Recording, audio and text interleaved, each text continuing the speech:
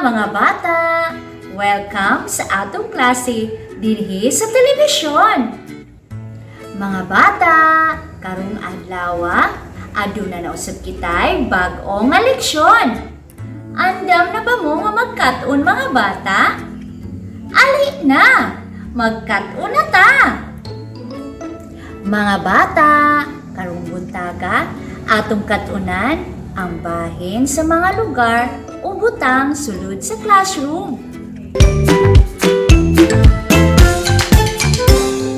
Mao kini ang kindergarten classroom. Kini ang lugar diin nagkat-on ang mga kindergarten. Sulod dinhi sa classroom atong makita ang chalkboard. Mao kini ang chalkboard. Usbon ko mga bata, mao kini ang chalkboard. Ang chalkboard gigamit ni teacher o sa mga bata para sulatanan.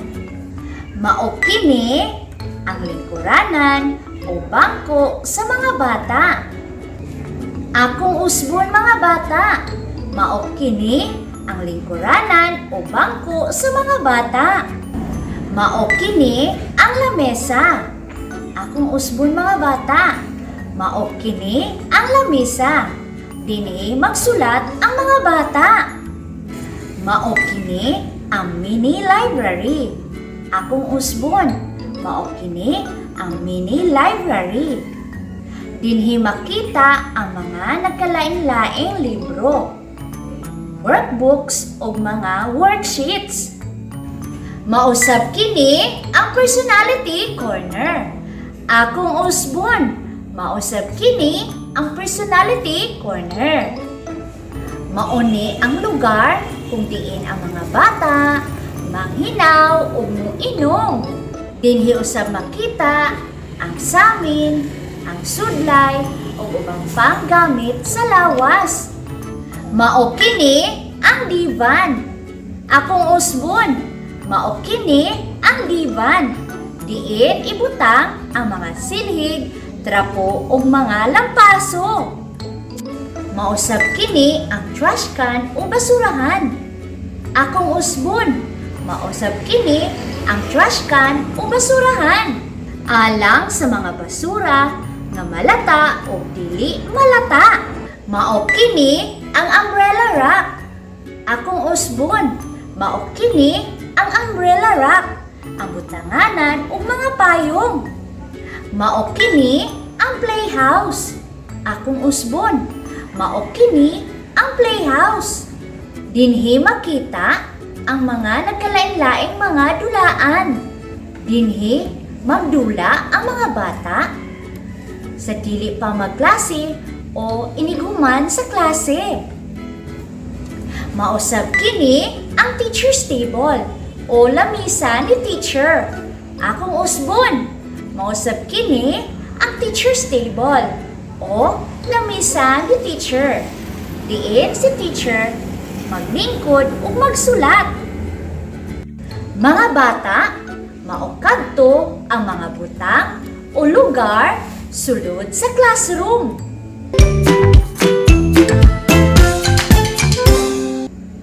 Karon mga bata, na ako'y ipakita nga video ato kining tan-awon o paminawon. Okay, karon mga bata, magdula ta. Ang tawag sa atong dula, pass the mystery box. Okay, sunod aning kahon na ay mga pictures o hulagway sa mga butang o lugar na makita sa atong classroom. Nasabtan mga bata? Yes, teacher! Okay, ang atong buhaton, samtang ga music, samtang gatingog ang music, atong ituyok ni ipas na to sa atong tapat ang box o kahon. Kung kinsa to mahunungan sa music o makagunit sa kahon, mukuha og picture sulod sa kahon. Dayon isulti ang ngalan sa pictures. Nasabtan mga bata? Yes, teacher! Ready na? Ready na? Aha, aha! Okay,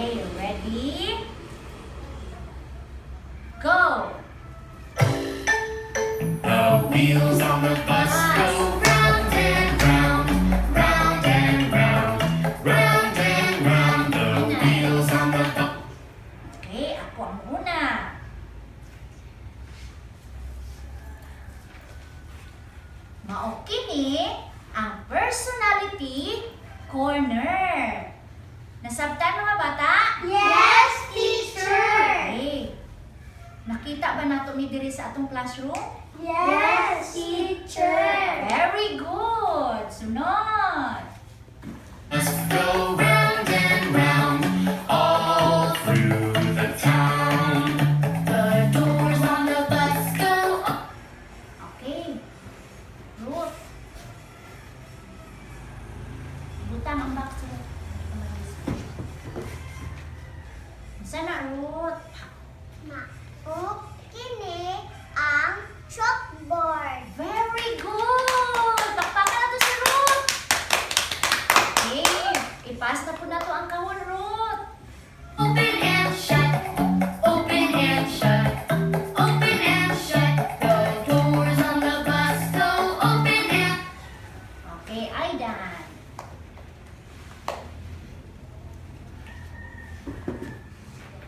Mao kini ang mini library. Okay, very good. Pakpakan na to si Aidan, mga bata. Okay, pasa po na to ang box. Shut all through the town. The wipers on the bus go swish, swish. Okay, CJ. Sana CJ. Mao kini ang teacher's table. Very good. Sakto si CJ, mga bata. Sakto si CJ. Yes, teacher. Very good. Next. Blink, blink, blink, blink, blink, blink, blink, blink, blink. That's Okay. Good. Okay ni ang umbrella wrap. Nakita ba ninyo kini sa atong eskwelahan, mga bata? Yes, teacher. Very good. Okay. Ipasa po na po ang tinkles on the kahon. bus go blink, blink, blink. All through the town. The horn on the bus goes beep. Sige. Ruth.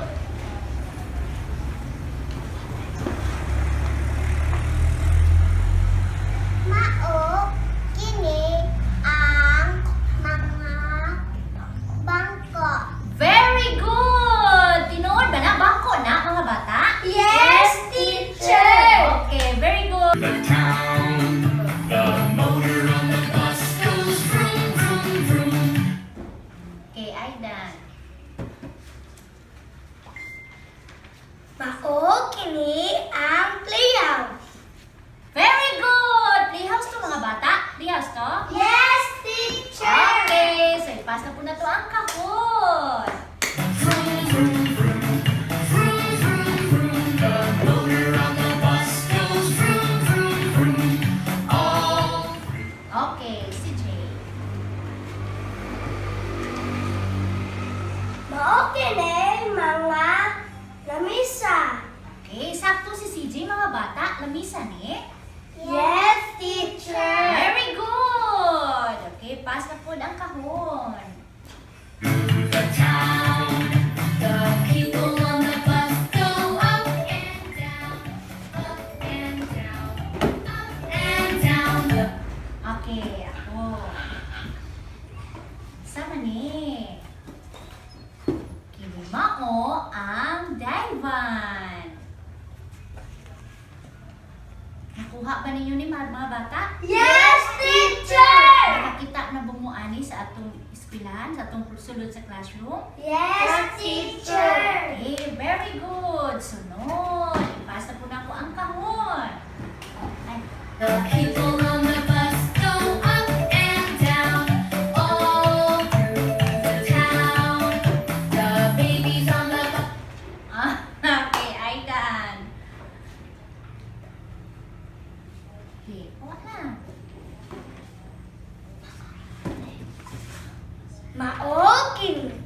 Mao kini ang mga basurahan.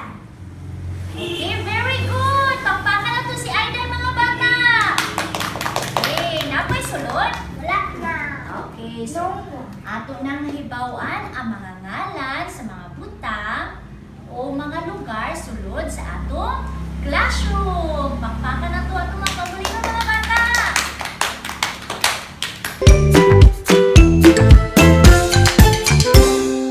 Karon mga bata, kamo na pod ang usulti kung unsa ang mga butang nga anaa sulod sa classroom. Ngadto sa imong mama, imong papa, ate, kuya, o bisan kinsa nga mga tao na anaa sulod sa inyong balay. Sige, sulayin na mga bata!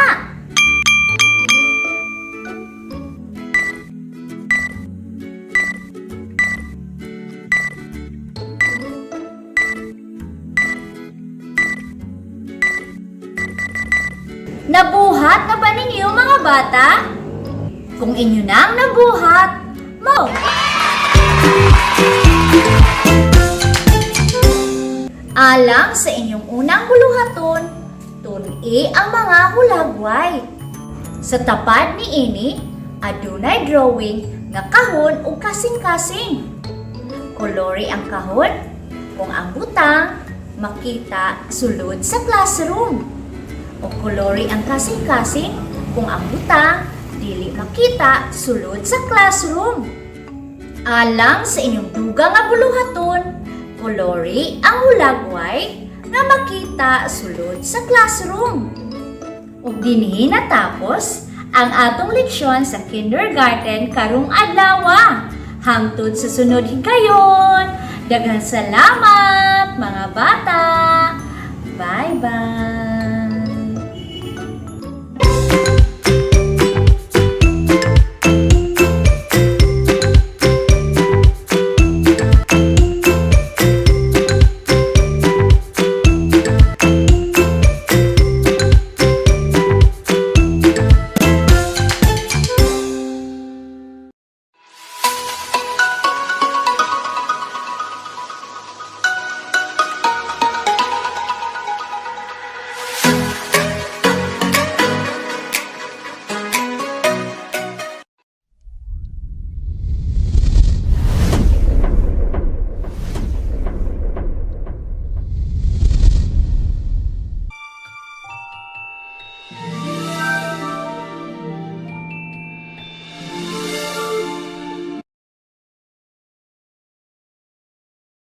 Maayong adlaw mga bata!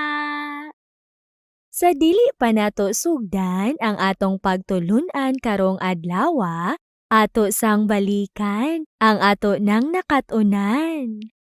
Atong nakatunan ang letrang B nga adunay tingog nga B. Karon mga bata, atong paminawon ang kanta sa letrang B.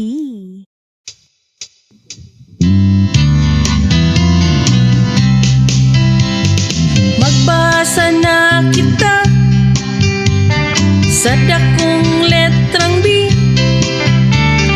Basahon ta siya. B, B, B. Magbasa na kita sa gamayng letrang B. Basahon ta siya. B, B, B. Sama sa bisikleta, basketball, bangka ug bola. Bisama sa bintana, baboy, baki ug baka. Magbasa na kita sa dakong letrang B. Basahon ta siya.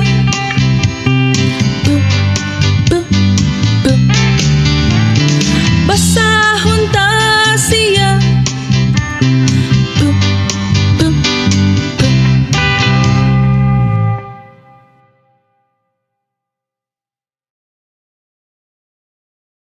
Mga bata, otro ha paglitok ang ngalan sa letrang B.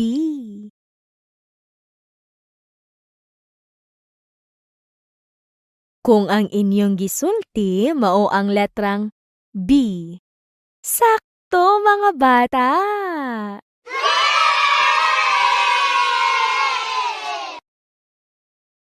Mga bata, otruha paglitok ang tingog sa letrang B.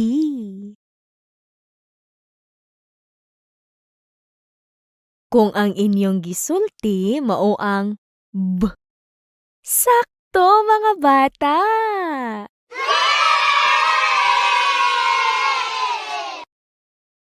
Karon mga bata, ato nang sugdan ang atong pagtulunan karong adlaw.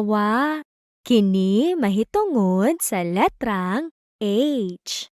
Andama og paklia ang inyong self-learning materials, page 43. Diha inyong makita ang letrang H.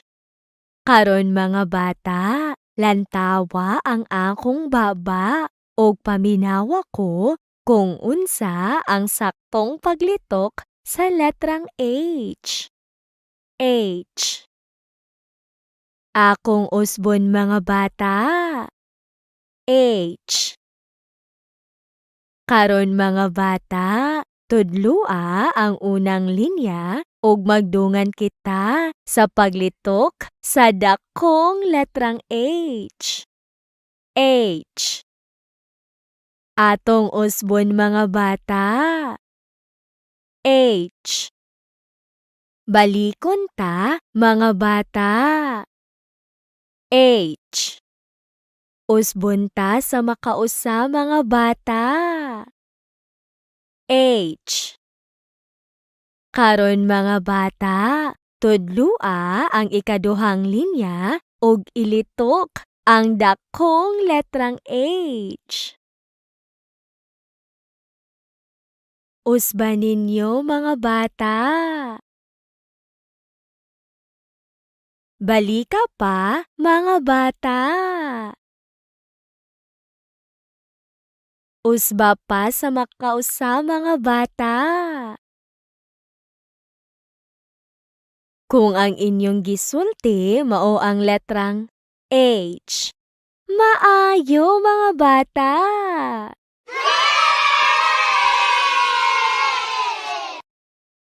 Mga bata, tudlua ang ikatulong linya ug magdungan kita sa paglitok sa gamay nga letrang H. H. Atong usbon paglitok mga bata. H. Balikon nato mga bata. H. Usbon ta sa makausa mga bata. H. Karon mga bata, tudlua ang ikaupat nga linya ug ilitok ang gamay nga letrang H. Usban ninyo paglitok mga bata. Balika pa paglitok mga bata. Usba pa sa makausa mga bata. Kung ang inyong gisulti mao ang H. Sakto mga bata.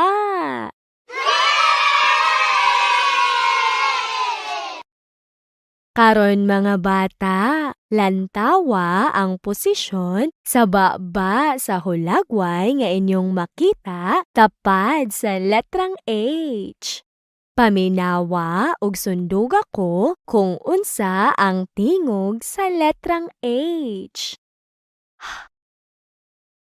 Akong usbon mga bata. Karon mga bata, tudlua ang unang linya ug magdungan kita sa paglitok sa tingog sa dakong letrang H. Atong usbon mga bata. Balikon nato mga bata.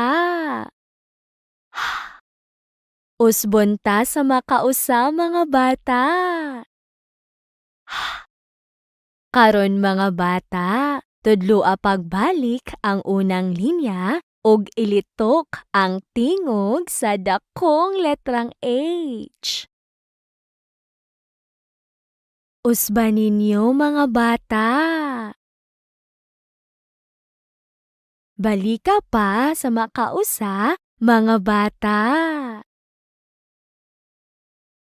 Usban na pud paglitok mga bata. Kung ang inyong gisulti mao ang sakto mga bata.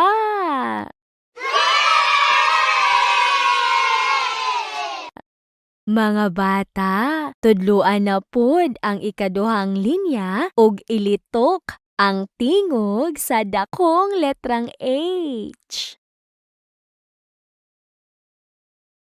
Usban ninyo mga bata. Balika pa mga bata. Usba pa sa makausa mga bata. Kung ang inyong gisulti mao ang maayo mga bata.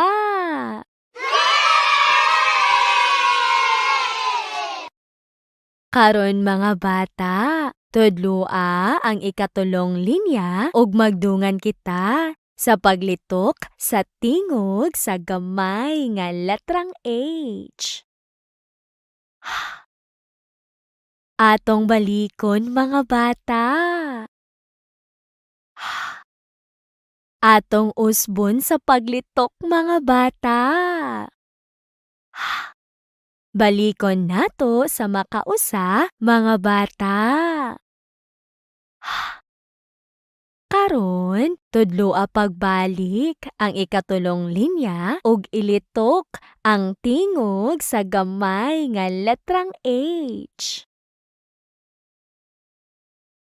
Usban ninyo paglitok mga bata. Balika pa mga bata. Usba pa sa makausa mga bata.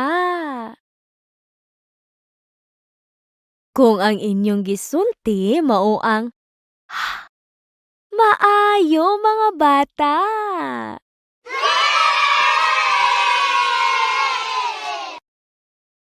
Karon mga bata, tudloa ang ikaupat nga linya ug ilitok ang tingog sa gamay nga letrang H. Usban ninyo mga bata.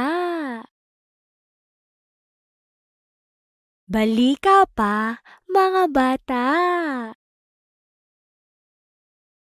Usba pa sa makausa mga bata. Kung ang inyong gisulti mao ang sakto mga bata.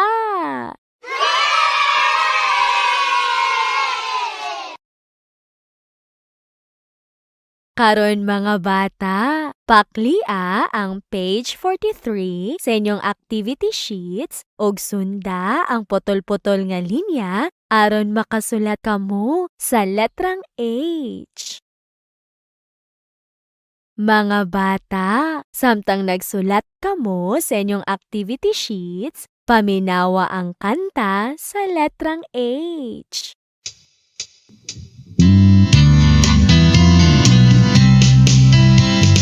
Magbasa na kita sa dakong letrang H. Basahon ta siya.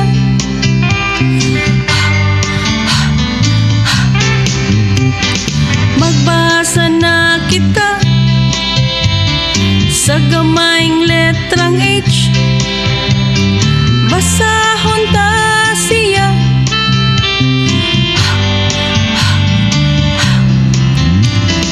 H sama sa halamanan,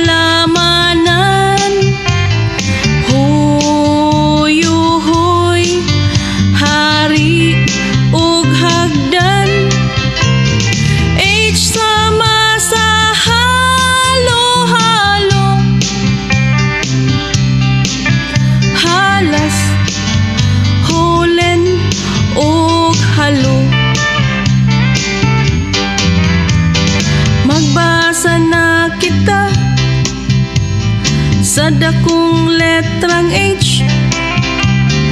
Basahon ta siya.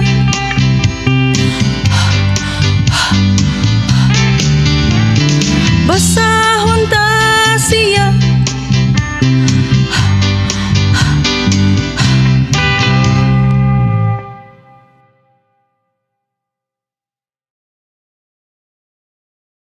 Karon mga bata, samtang nagsulat kamo sa inyong activity sheets, paminawa ko kung unsaon pagbasa ang mga hulagway nga makita sa ubos sa inyong self-learning materials.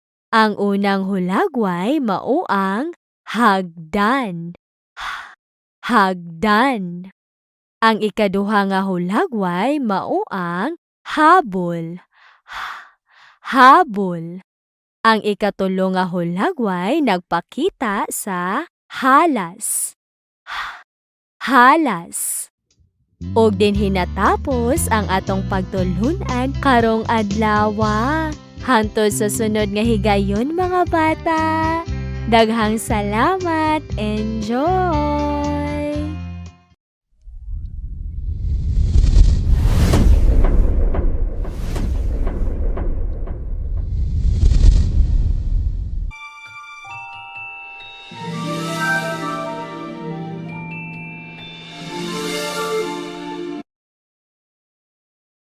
Magandang umaga mga bata!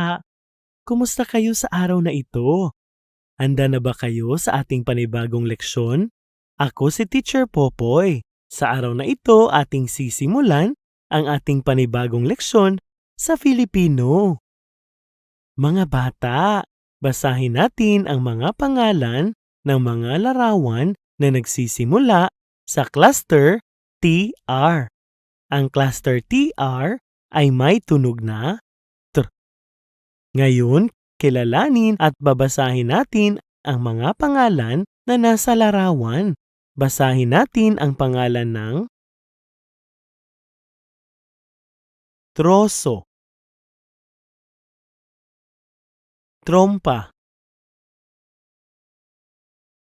truck, tren, trigo, trompo, tricycle, trompeta. Ngayon, basahin na ninyo ang mga salita na makikita sa screen. Simulan na ninyo mga bata.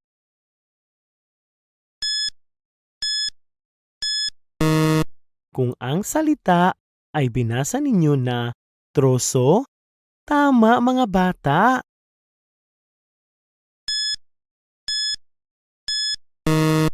Kung ang salita ay binasa ninyo na trompa, magaling mga bata.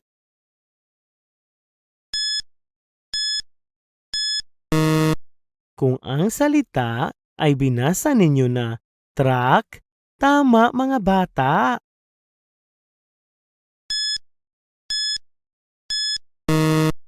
Kung ang salita ay binasa ninyo na tren, magaling mga bata.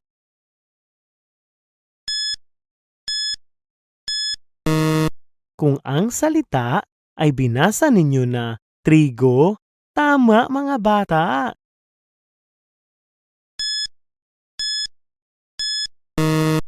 Kung ang salita ay binasa ninyo na trompo, magaling mga bata.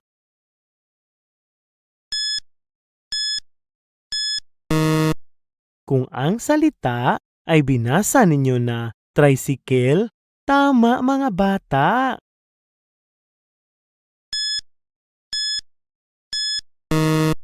Kung ang salita ay binasa ninyo na trompeta, magaling mga bata. Ngayon, basahin na ninyo ang mga parirala na may mga salitang nagsisimula sa cluster TR na may tunog na dr. Basahin ang mga parirala na makikita sa screen. Halimbawa mga bata, ang troso. Simulan na ninyo mga bata.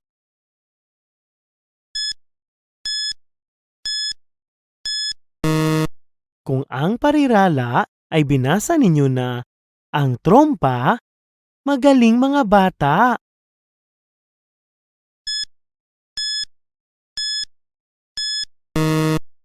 Kung ang parirala ay binasa ninyo na ang truck, tama mga bata.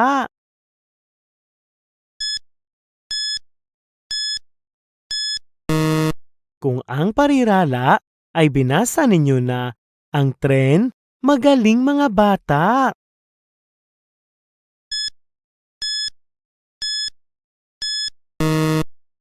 Kung ang parirala ay binasa ninyo na ang trigo, tama mga bata.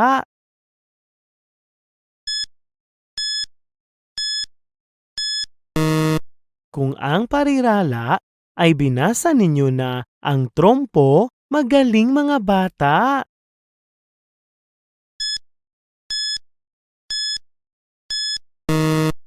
Kung ang parirala ay binasa ninyo na ang tricycle, tama mga bata.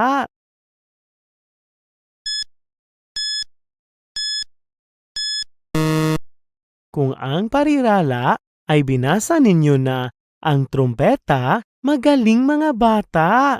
Ngayon mga bata, basahin na ninyo ang mga parirala na inyong makikita sa screen. Simulan na ninyo mga bata.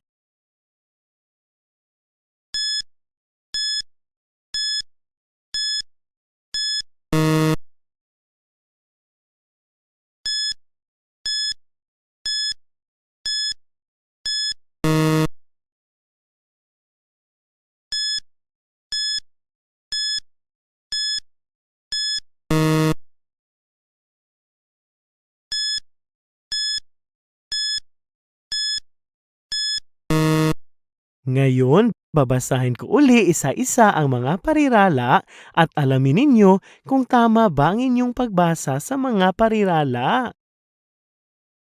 Ang troso at ang tricycle. Ang tren at ang truck. Ang trigo at ang trompa. Ang trompeta at ang trumpo. Ngayon, basahin na ninyo ang mga pangungusap na inyong makikita sa screen. Simulan na ninyo mga bata.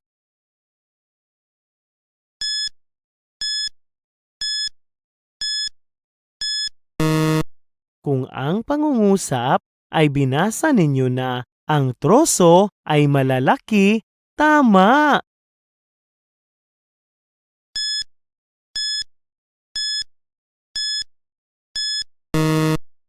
Kung ang pangungusap ay binasa ninyo na may mga truck sa kalsada, magaling.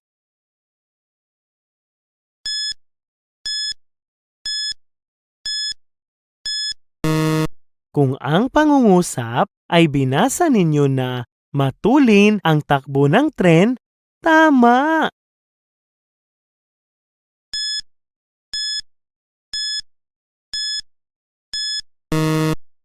Kung ang pangungusap ay binasa ninyo na gawa sa trigo ang tinapay niya, magaling.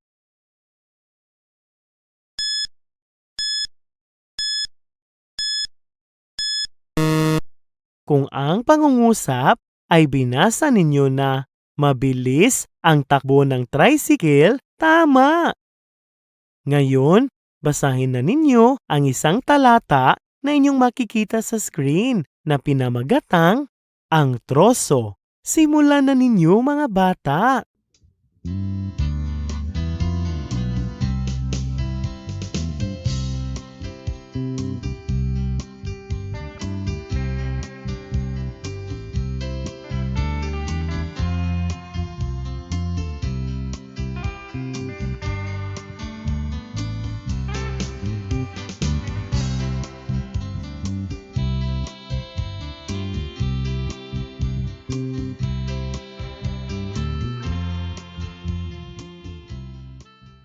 Ngayon, babasahin ko ang talata at alamin ninyo kung tama ba ang inyong pagbasa sa talata. Ang troso. Ang troso ay malaking bahagi ng puno.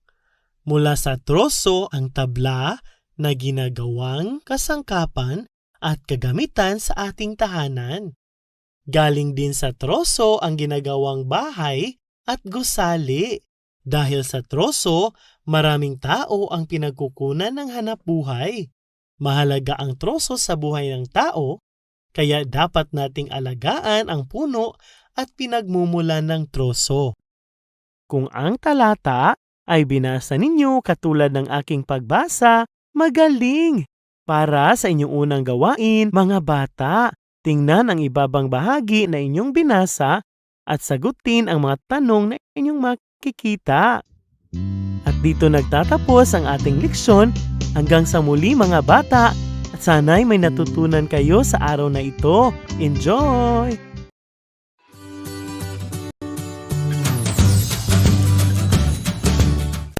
Ug karon, ang atong mga kabataan sa grade 1, grade 2 ug grade 3 pabilin nga maminaw para sa inyong mga pagtulunan karong adlaw. Sige, pagplaster na.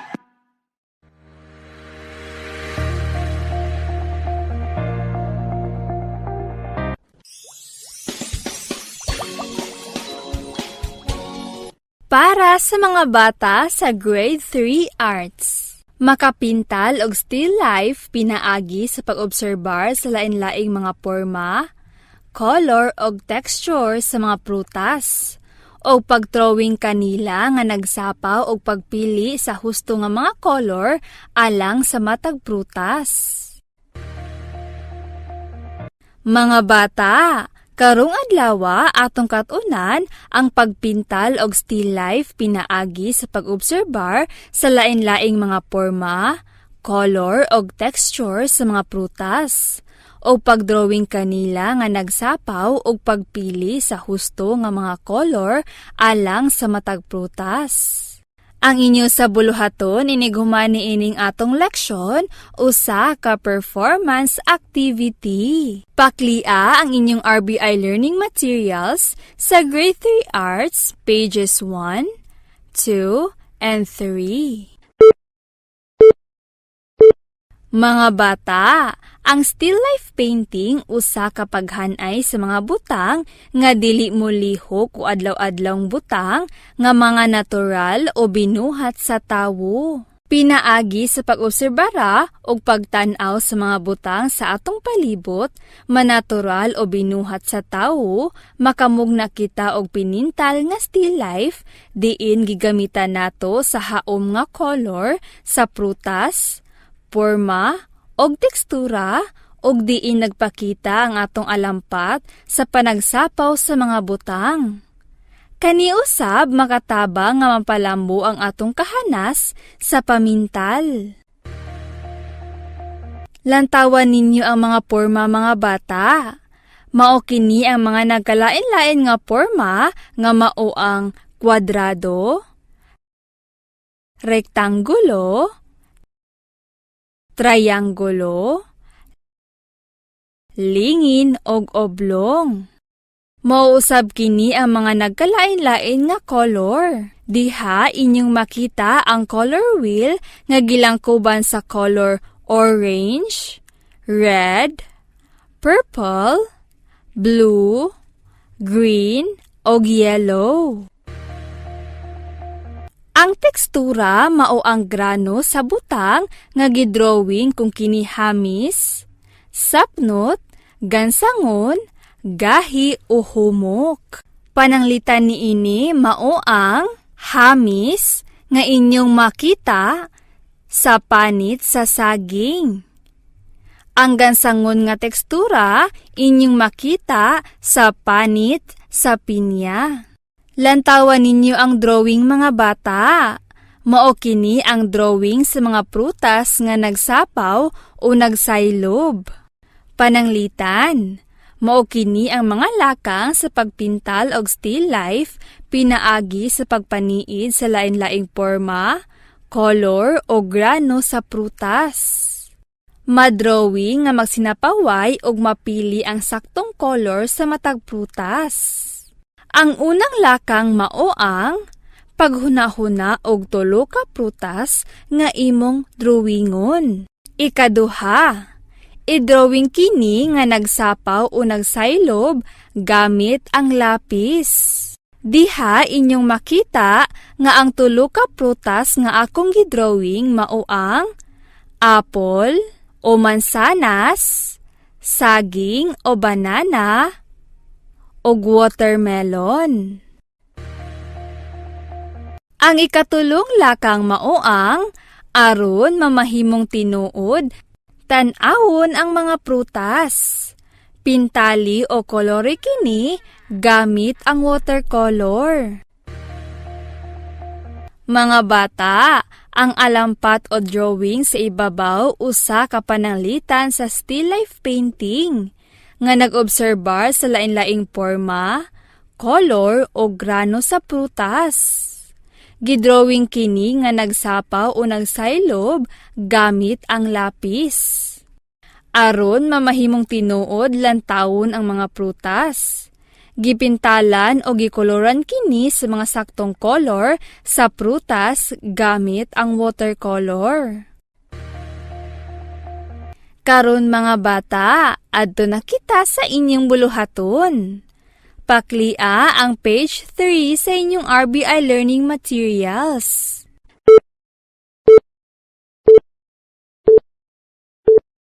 Pagpintal og still life gamit ang mga mosunod nga mga lakang.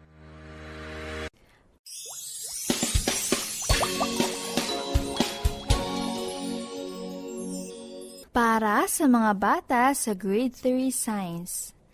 Mga bata, ato karong paminawon ang segment ug atong sayran kung unsa nga mga hayop ang nakita ni Piping ug Unico kilid sa suba.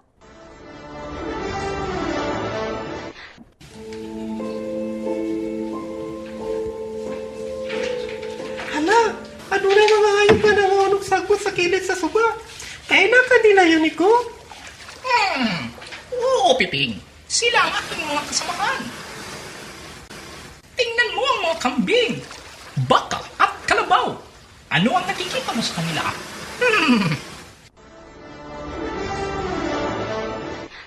Nasayra nato nga nakakita og mga hayop si Unico ug Piping sa suba, sama sa kabaw ug kanding.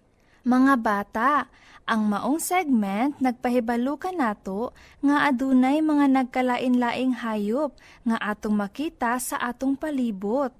Magrupo nato kining mga hayop nga adunay pareha o mga parte o gamit sa ilang lawas. Karon mga bata sa grade 3, paklia ang inyong self-learning materials sa episode 5, grade 3 science, pages 7 and 8. Akong balikon. Episode 5, grade 3 science, pages 7 and 8.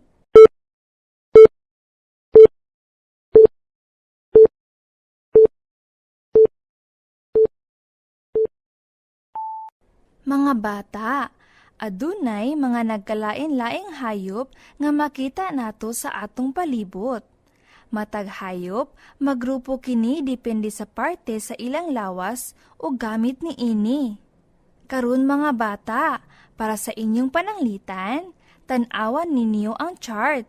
Ang chart kabahin sa grupo sa mga hayop base sa parte sa lawas o gamit ni ini. Diha sa inyong chart, inyong makita ang mga hayop nga gihulagway ni Piping sa drama. Nga nahisakop sa usa ka grupo tungod kay nagkapareha ang parte sa ilang lawas. Mga bata, mao kini ang mga grupo sa mga hayop nga gigamit ang parte sa lawas nga baba sa pagkaon. Baka, iro, ug kanding. Mauusab kini ang mga grupo sa hayop nga gigamit ang parte sa lawas nga dila sa pagkaon. Tiki ug tabili. Ang mga grupo usab sa hayop nga gigamit ang parte sa lawas nga sungo sa pagkaon mao ang manok ug langgam. Karon mga bata, mao kini ang mga grupo sa mga hayop nga gigamit ang parte sa lawas nga tiil sa paglihok. baka, kabaw, ug iring. Ang langgam usab mao ang hayop nga gagamit og parte sa lawas nga pako sa paglihok. Ug ang isda mao ang hayop nga gagamit og parte sa lawas nga kapay sa paglihok. Karon mga bata sa grade 3, para sa inyong buluhaton, basaha ang mga ngalan sa hayop nga naa sa kahon. Igrupo kini base sa parte sa ilang lawas ug ang gamit ni ini. Isulat ang inyong tubag sa kolom. Sulayin ninyo mga bata.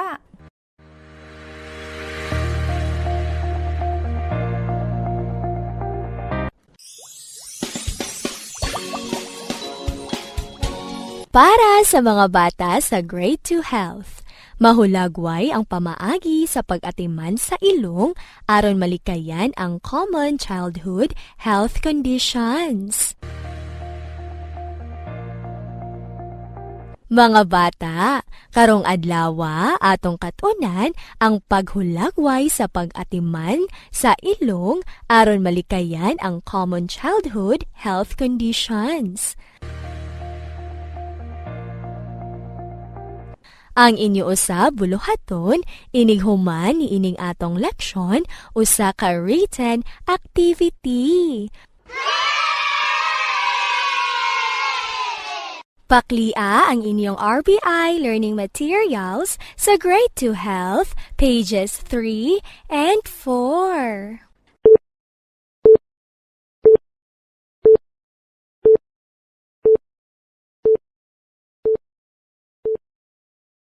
Mga bata, ang ilong usa ka parte sa lawas nga maghatag kanato og impormasyon sa palibot kabahin sa atong masimhot. Atong atimanon kini sa husto aron malikayan ang allergic rhinitis. Ang allergic rhinitis makuha gikan sa mga abog, aso o hugaw nga masimhot sa palibot. Mao kini ang mga pamaagi sa pag-atiman sa ilong. Una, kung adunay sipon, hinayon lang ang pagpagawas og mogamit sa humok nga panapton para pahid sa ilong. Ikaduha, ang pagkuot sa sulod sa ilong gamit ang gahi o hait nga butang pwedeng mo resulta sa pagkasamad o pagdugo sa ilong. Ikatulo, makanunayon ang pagpa-check up sa doktor aron malikayan ang problema sa ilong. Ikaupat, mogamit og face mask kung abog ang palibot aron maproteksyonan ang kaugalingon sa mga abog nga nagdala og kagaw. Og ikalima, ang paghikap sa ilong kung hugaw ang mga kamot posibleng maka-impeksyon. Sa page 9 sa inyong RBI Learning Materials, makita ang pananglitan.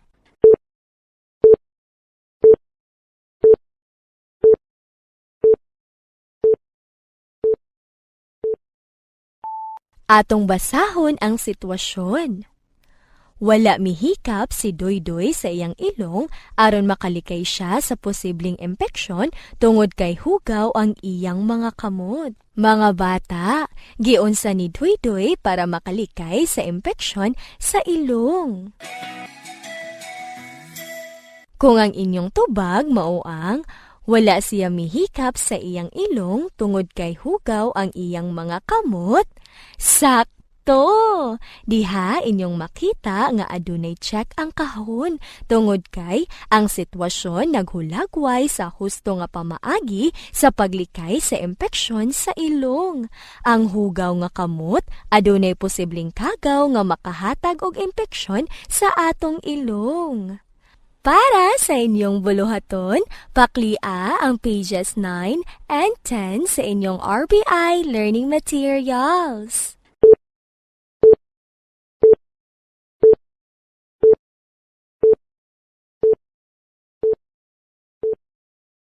Butangi og check ang kahon tapad sa numero kung naghulagway kini sa husto nga pamaagi sa pag-amping sa ilong ug X kung wala.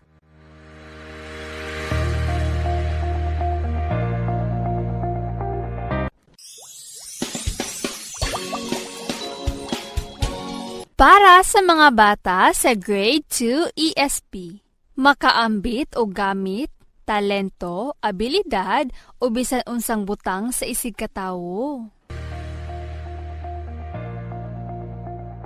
Mga bata, karong adlaw atong katunan ang pag-ambit o gamit, talento, abilidad o bisan unsang butang sa isig katawo.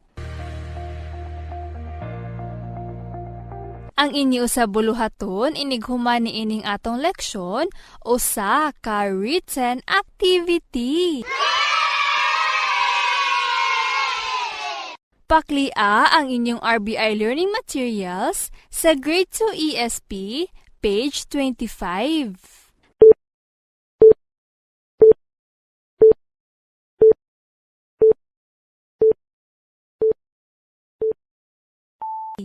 Mga bata, ang mga gamit, abilidad, o bisan unsa pa nga butang nga anaa kita, dili kinahanglan nga ipangdalo. Mahimong mapuslanon kita sa bisan kanus nga panahon kung makapaambit kita sa isig katawo sa walay pagduha-duha. Ang mga abilidad nga anaa kanato, kinahanglan pud nato kini gamiton sa maayo nga mga butang. Pananglitan mga bata, basahon nato ang mga hugpulong. Una, gitudloan ni Rona og sayaw si Fidel. Ikaduha, gipahulam ni Anthony ang bola sa iyang silingan nga gusto magdula og basketball. Mga bata, ang mga hugpulong nga adunay check, nagpakita kini nga nakapaambit kita og butang, talento, abilidad, ug unsa pa nga butang sa isig katawo. Tungod ni ini nahimo kita nga mapuslanon sa bisan unsa nga panahon sa laing tawo. Ug nakapaambit kita sa atong butang ug abilidad sa walay pagduha-duha. Karon mga bata, para sa inyong buluhaton, paklia ang page 26 sa inyong RBI learning materials.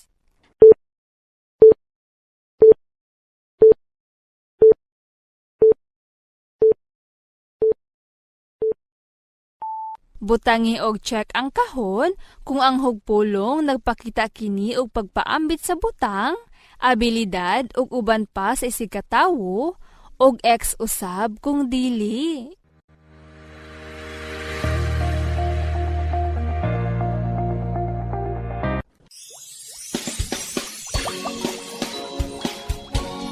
Para sa mga bata sa Grade 1 Filipino, makabuhat og pangutana mahitungod sa usa ka storya gamit ang sino, ano, saan, kailan, bakit at ilan. Mga bata, kagahapong adlaw atong nakatunan ang pagbuhat og pangutana mahitungod sa usa ka hulagway. Karon atong katunan ang pagbuhat og pangutana mahitungod sa usa ka storya gamit ang sino, ano, saan, kailan, bakit at ilan. Ang iniusa buluhaton inighuman ni ining atong leksyon usa ka written activity. Mga bata, ang tanong ay isang uri ng pangungusap na may diwan ng pagtatanong at nagtatapos sa bantas na tandang pananong. Sa pagbuo ng mga tanong, dapat nating isaisip ang mga sumusunod na salita na nagpapahayag ng pagtatanong. Una, sino? Ito ay tanong na sumasagot sa ngalan ng tao. Halimbawa, sino ang iyong magulang? Sino ang kasama mo sa bahay? Ang mga tanong na ito ay sumasagot sa ngalan ng tao. Pangalawa, ano? Ito ay tanong na sumasagot sa isang bagay, hayop, katangian, pangyayari o ideya. Halimbawa, Ano ang paborito mong laruan? Ano ang nangyari sa batang nadapa? Ang mga tanong na ito ay sumasagot sa isang bagay at pangyayari. Pangatlo, saan? Ito ay tanong na sumasagot sa isang lugar. Halimbawa, saan ka nakatira? Saan nag-aaral si Ana? Ang mga tanong na ito ay sumasagot sa isang lugar. Pang-apat, kailan? Ito ay tanong na sumasagot sa oras, petsa o panahon. Halimbawa, kailan ang iyong kaarawan? Kailan ka pupunta sa simbahan? Ang mga tanong na ito ay sumasagot sa oras, petsa o panahon. Panglima, bakit? Ito ay tanong na tumutugon sa dahilan. Halimbawa, bakit kailangan mong mag-aral? Bakit ka nagkakasakit? Ang mga tanong na ito ay tumutugon sa dahilan. Pang-anim, ilan? Ito ay tanong na tumutugon sa bilang ng tao, bagay o hayop. Halimbawa, ilan ang nakuha mong bunga ng niyog? Ilan kayong magkakapatid? Ang mga tanong na ito ay tumutugon sa bilang ng tao at bagay. Mga bata, ang mga tanong ay dapat magsisimula sa panimulang salita na ano, sino, saan, kailan, ilan at bakit, at magtatapos sa tandang pananong. Mga bata, sa ika-8 pahina ng inyong RBI Learning Materials, makikita ang halimbawa. Basahin natin ang kwento at pag-aralan ang mga tanong na ating mabubuo mula dito. Si Mang Lino. Si Mang Lino ay isang magsasaka. Isang umaga, pumunta siya sa bukid upang magtanim. Nagbubungkal siya ng lupa gamit ang kanyang dalang pulang pala. Nang matapos, ibinuhos niya ang 10 binhi ng sili na kanyang dala. Ilang araw pa, napangiti siya. Nakita kasi niya na may umusbong na sa kanyang itinanim. Ilang araw pa, marami na itong dahon. Araw-araw, binibisita niya ang kanyang pananim. Ngayon, bumuo tayo ng tanong mula sa kwentong ating nabasa. Una, bumuo ng tanong na ang sagot ay si Mang Lino. Anong tanong ang iyong gagamitin na sumasagot sa pangalang si Mang Lino? Kung ang sagot niyo ay, ang tanong na gagamitin ay sino? Tama, mga bata! Ang tanong na gagamitin ay sino dahil ito ay sumasagot sa tao. Ang pariralang si Mang Lino ay halimbawa ng isang pangalan ng tao. Anong tanong ang iyong mabubuo gamit ang sino? Kung ang sagot nyo ay, sino ang magsasaka? Magaling, mga bata! Ang tanong na ating mabubuo gamit ang sino ay, sino ang magsasaka? Ang sagot nito ay si Mang Lino. Pangalawa, bumuo ng tanong na ang sagot ay sa bukid. Anong tanong ang iyong gagamitin na sumasagot sa lugar na sa bukid? Kung ang sagot nyo ay, ang tanong na gagamitin ay saan? Tama, mga bata! Ang tanong na gagamitin ay saan? dahil ito ay sumasagot sa lugar. Ang pariralang sa bukid ay halimbawa ng isang lugar kung saan pumunta si Mang Lino. Ngayon, anong tanong ang iyong mabubuo gamit ang saan? Kung ang sagot niyo ay saan pumunta si Mang Lino? Tama, mga bata! Ang tanong na ating mabubuo gamit ang saan ay, saan pumunta si Mang Lino? Ang sagot nito ay sa bukid. Pangatlo, bumuo ng tanong na ang sagot ay sa isang umaga. Mga bata, anong tanong ang iyong gagamitin na sumasagot sa isang umaga?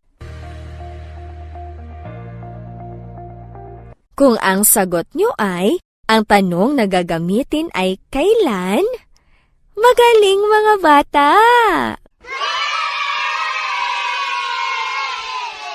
Ang tanong na gagamitin ay kailan, dahil ito ay sumasagot sa oras o panahon kung kailan ginawa ang isang kilos o bagay.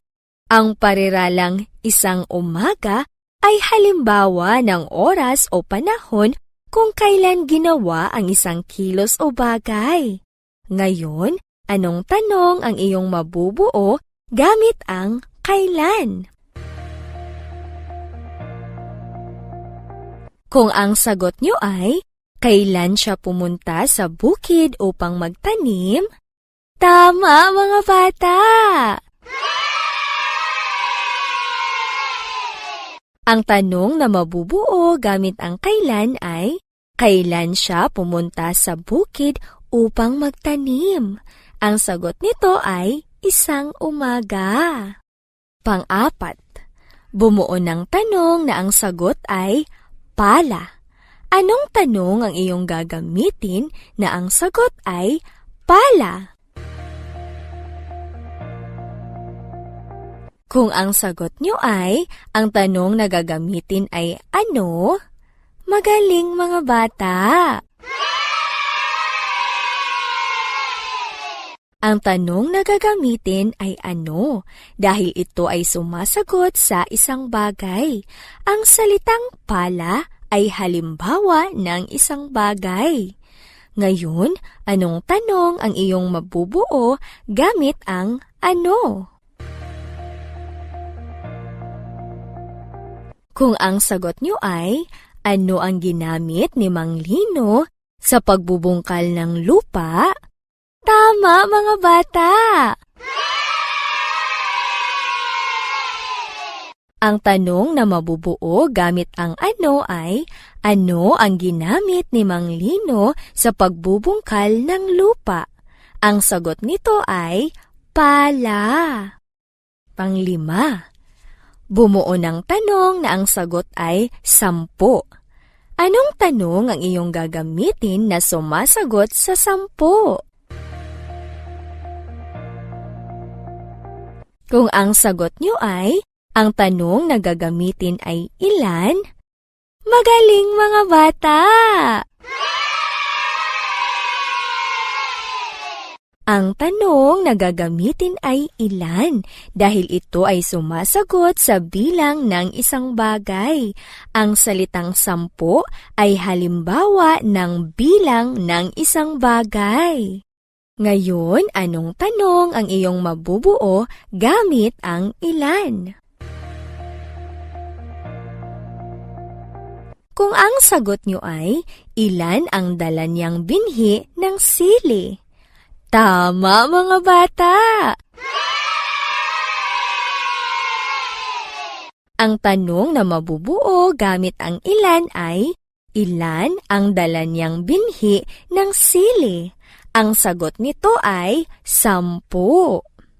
Pang-6, bumuo ng tanong na ang sagot ay, dahil nakita niyang umusbong na ang kanyang itinanim.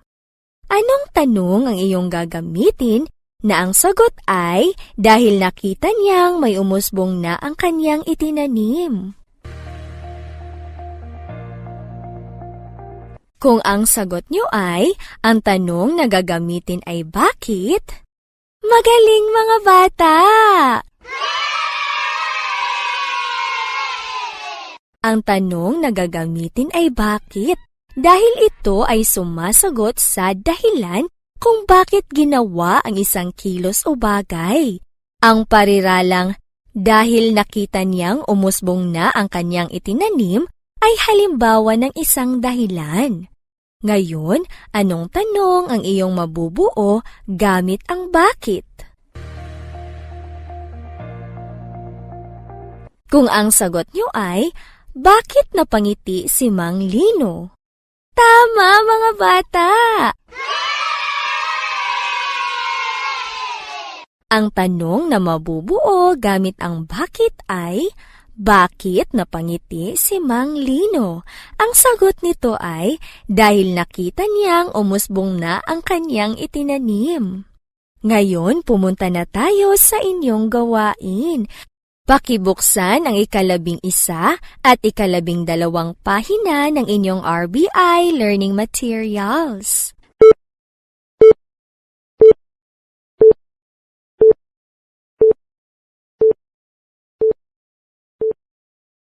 Basahin ang kwento at bumuo ng 5 tanong tungkol dito. Huwag kalimutang lagyan ng bantas na tandang pananong ang bawat kasagutan.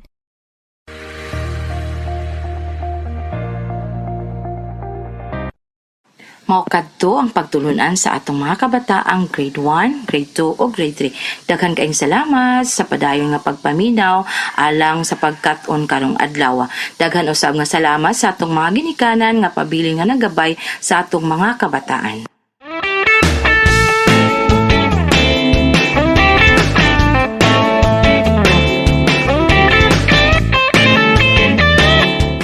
Ug karon ang atong mga kabataan sa grade 4, grade 5 and grade 6 magplaster na para sa inyong mga pagtulunan karong adlaw.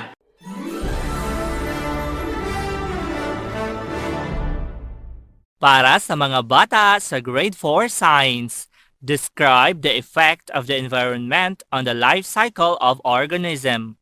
Mga bata, today we're going to learn how to describe the effect of the environment on the life cycle of organism. At the end of this lesson, you're going to answer a performance activity. Now, kindly open your RBI learning materials on page 74. You can see and read in the information that environment refers to the area where organisms live. Ecosystem is the organized community of living beings that share the benefits of a particular space or environment, where biotic and abiotic elements are in continuous interaction with each other. An environmental factor, ecological factor, or ecofactor is any factor, abiotic or biotic, that influences living organisms.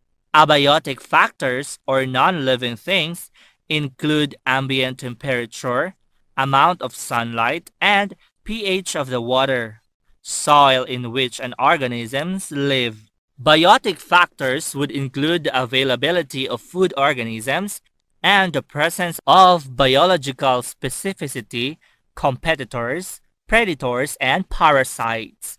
Environmental effects may be beneficial or harmful to the living thing's life cycle, growth, survival, and reproduction. For example, let us describe the effects of the environment to the life cycle of an organism, growth, survival, and reproduction. I will read the information which is found inside the box. The effect of the environment to the frog is essential to carry out its life cycle. The egg survives where it lays, usually in or near the water, with the help of the abiotic factors such as water, sunlight, temperature, and air to grow, develop, and hatch into tadpoles. Tadpoles grow and feed from the biotic factors such as small water plants and algae. Their growth in the water develop their legs, body, head, and begin to develop their lungs until it become a froglet. The froglet continue to develop their lungs to breathe out of water when it becomes a frog. Now, it is perfectly fit to leave the water and live on the land. The frog's tail disappears completely, and insects also start eating. When the mother frogs are ready to reproduce, they go to the water to lay eggs, and the life cycle of a frog begins again. Now, to describe the effect of the environment to the interactions and life cycle of organism, we need to create a structure. This structure will be your guide in describing the effect of the environment to the interactions and life cycles of organisms. First thing to do, we need to make an outline using keywords. Based on the information, the keywords are the following. A. Abiotic factors that affect the survival of the eggs. B. Biotic factors that affect the growth of tadpoles. C. Growth of tadpoles in the water. The identified keywords are based from the given information. The first keyword is abiotic factors that affect the survival of the eggs, which can be found in the beginning of the sentence. This will discuss the abiotic factors and why these factors affect the survival of the eggs of the frog. The second keyword is the biotic factors that affects the growth of tadpoles. This will further discuss why the other factors affect the growth of tadpoles from being an egg. The third keyword is the growth of tadpoles in the water. This will further explain the survival, growth, and development of tadpoles to become a froglet until we reach the reproduction stage. And the cycle repeats. This is the end point of the discussion. Now, the second thing to do is we need to write questions. Write questions based on the identified keywords. Now, the example of questions made from the identified keywords are the following. A. What are the abiotic factors that affect the survival of the eggs of the frog? B. What are the biotic factors that affect the growth of tadpoles? C. What happened to the tadpoles as it grows in the water? The questions are based from the identified keywords. Make sure that when you create the questions, the answer will lead to the description of the effect of the environment to the life cycle of the organism. The first question refers to the first keyword, which is the effect of the environment to the frog. The second and third questions also refer to the second and third keywords. Then, the third thing to do is we need to answer the questions. Answer the questions based from the given information.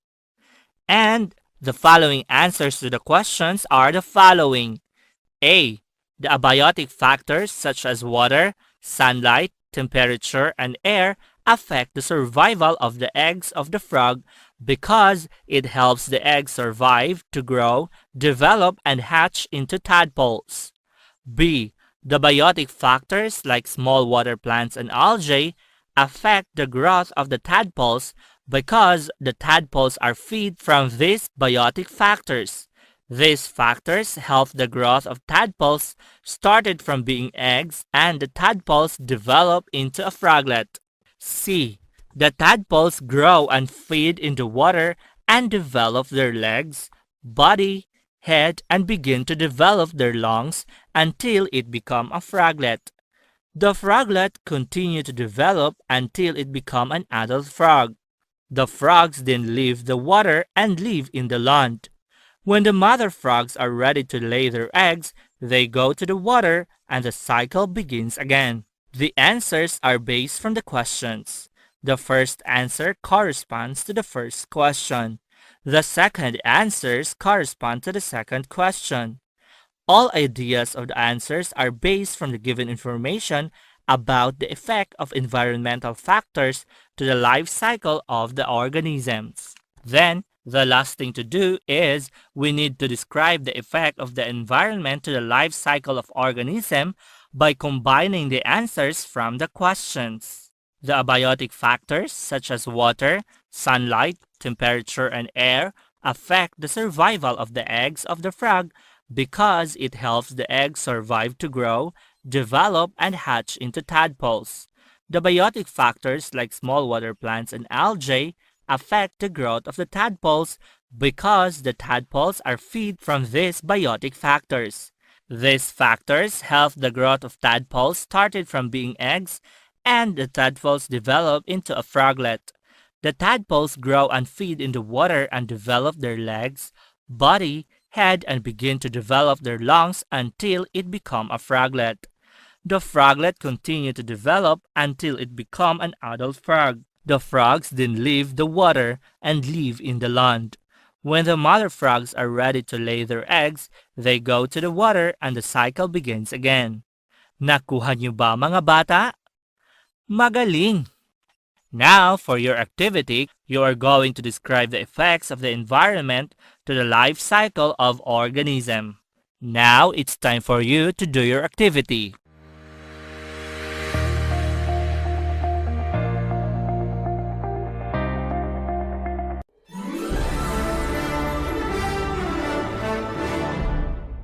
Para sa mga bata sa Grade 4 Mathematics, writes a given number as a product of its prime factor.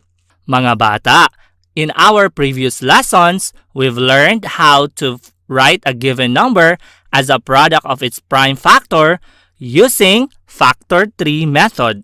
Today, we are going to learn how to write a given number as a product of its prime factor using continuous division method. Now, for example 2, kindly open your RBI learning materials on page 3.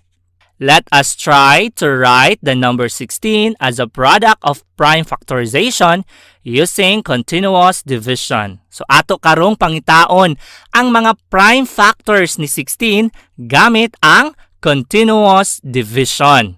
Diha sa inyong RBI learning materials, inyong makita kung giunsa pagkuha ang mga prime factors ni 16 using the continuous division process.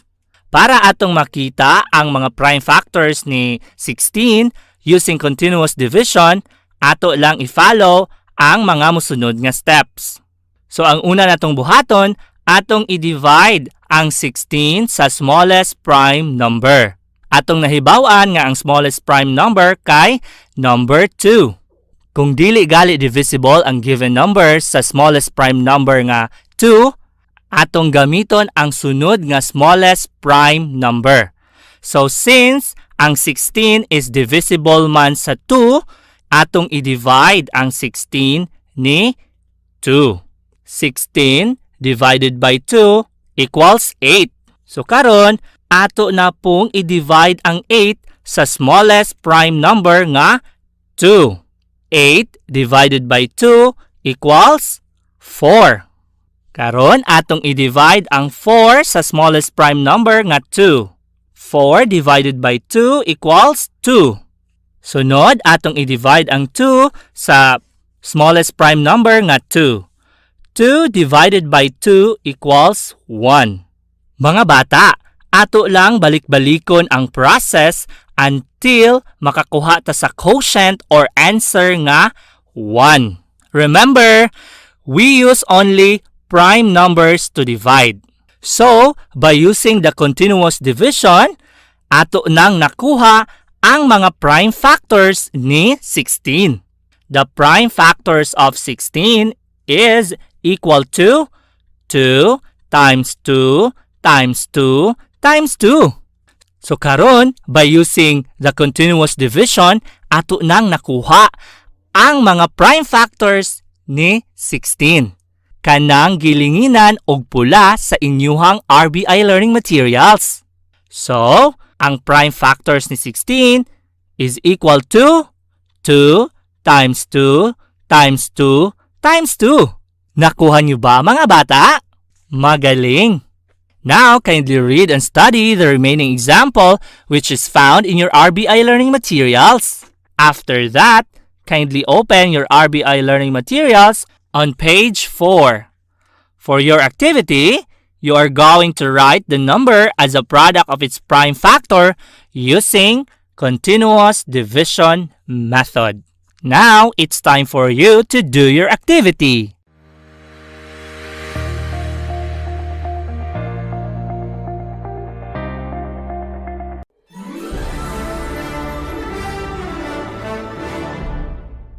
Para sa mga bata sa Grade 5 Science, describe the reproductive parts in plants and their functions. Mga bata, today we're going to learn how to describe the reproductive parts in plants and their functions. At the end of this lesson, you're going to answer a performance activity. Now, kindly open your RBI learning materials on page 40. You can see and read in the information that plants are seen everywhere with different types. They differ in size, shape, color, smell, and even in their mode of reproduction. Some plants reproduce using their parts like their roots, stems, and leaves. But there are some plants which reproduce by using their flower. A complete flower has the following parts. Number 1. Receptacle is the enlarged upper end of a flower stalk which bears the flower or group of flowers. Number 2. Sepals are modified leaves which enclose and protect the other parts of a flower when it is still a bud. When the flower blooms, the sepal supports the bottom of the flower. Number 3. Stamen, the male part of a flower. It consists of filament and the anther. Filament holds the anther in a position tall enough to release the pollen. Anther consists of 2 lobes that contain pollen sacs. Number 4. Petals form the most obvious part of a flower. Most petals are brightly colored to attract insects for pollination. Number 5. Pistil is the female part of a flower. It consists of the stigma, style, and ovary. Style is a stalk that connects the stigma to the ovary. It is tall enough to trap pollen grains. Stigma is a swollen structure at the end of the style. It receives the pollen grains. The mature stigma secretes a fluid that stimulates the pollen grains to germinate. Ovary holds the egg cells which are to be fertilized by the sperm from the pollen grains. For example, let us read the information to describe the reproductive parts of plants and their functions. A. Receptacle. Receptacle is the enlarged upper end of a flower stalk. Its function is to bear flower or group of flowers. Now, to describe the reproductive parts of plants and their functions, we are going to make an outline using keywords.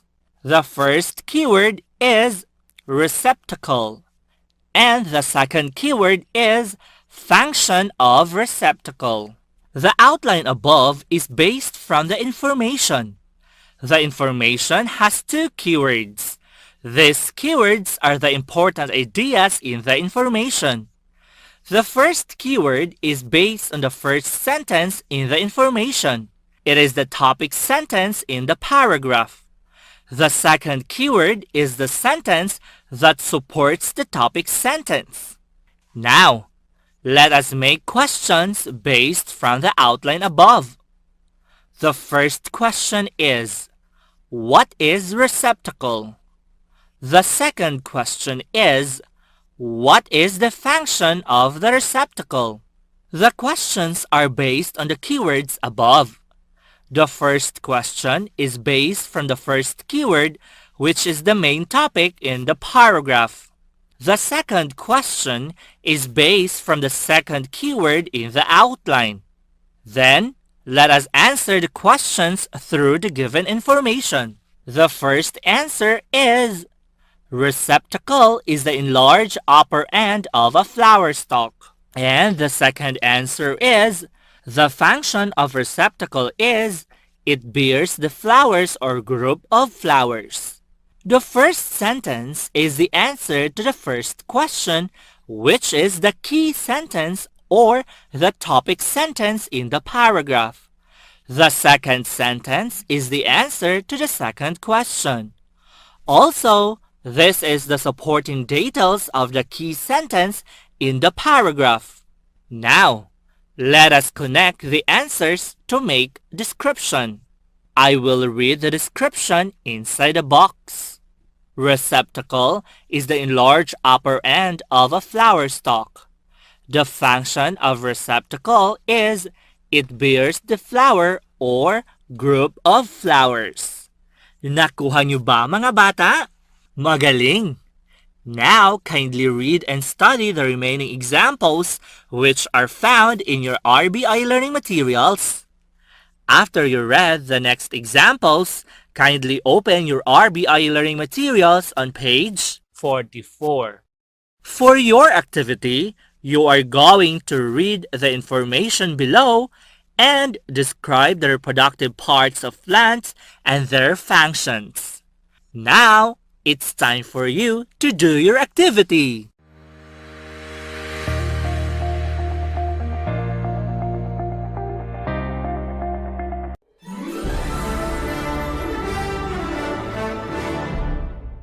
Para sa mga bata sa Grade 6 Science, discuss the interactions among living things and non-living things in coral reefs. Mga bata, today we will learn how to discuss the interactions among living things and non-living things in coral reefs. Mga bata, in our previous lesson, we discussed the interaction among living things and non-living things in mangrove swamps. Today, we will discuss the interactions among living things and non-living things in coral reefs. Mga bata, in your self-learning materials, Episode 7, Grade 6 Science, Day 4, pages 11, 12, 13, and 14, you can see an information about coral reef.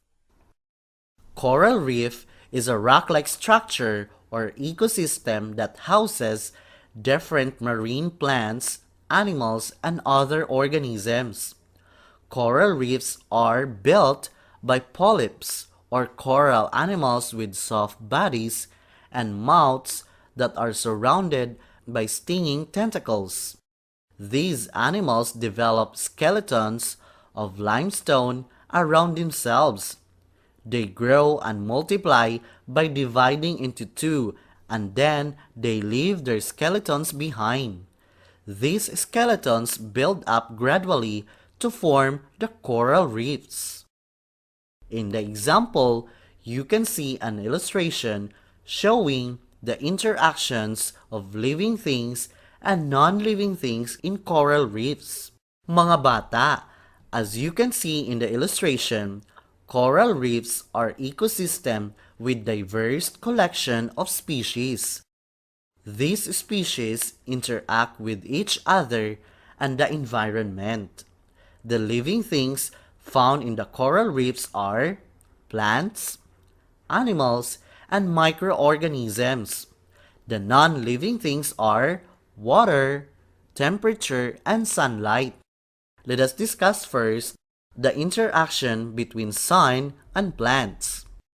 The sun is the initial source of energy for this ecosystem.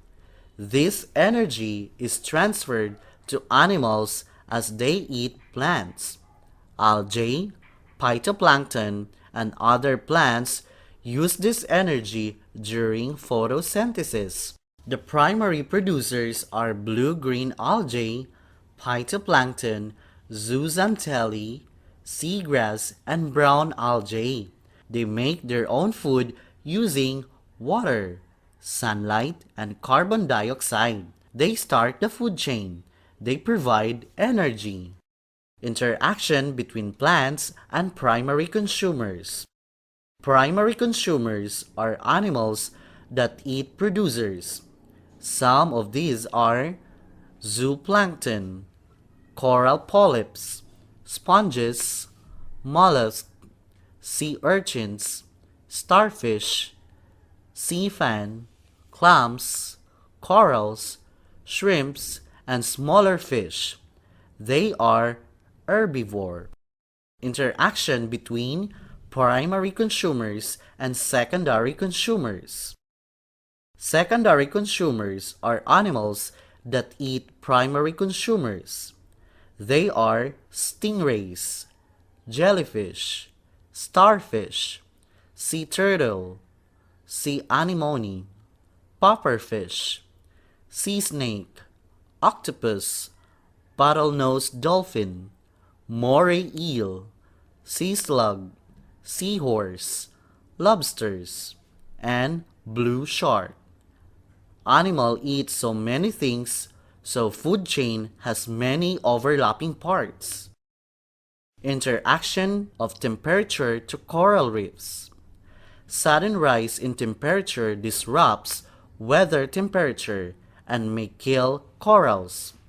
During El Nino, temperature rises and may affect the growth and reproduction of coral reefs. Global warming exposed the coral reefs to warm surface.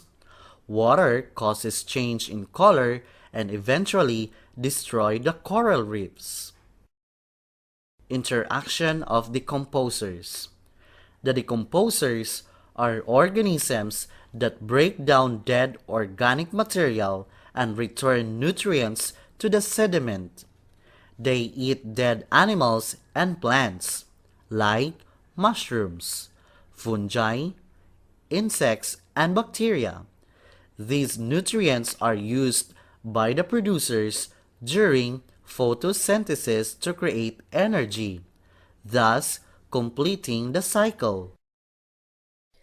Mga bata, for your activity, kindly open your self-learning materials, Episode 7, Grade 6 Science, Day 4, page 15. You can see an illustration showing the interactions of living things and non-living things in the coral reef. Now, you are going to discuss the interaction between plankton and blue-striped snappers and write your answer on the space provided. Example in activity number 1. The example of discussion between the interaction of plankton and blue-striped snappers is that they make their own food using water, sunlight, and carbon dioxide. They start the food chain. They provide energy. Blue-striped snappers are primary consumers. They are animals that eat producers. They are herbivore. Ngayon mga bata, oras na para gawin ninyo ang inyong gawain.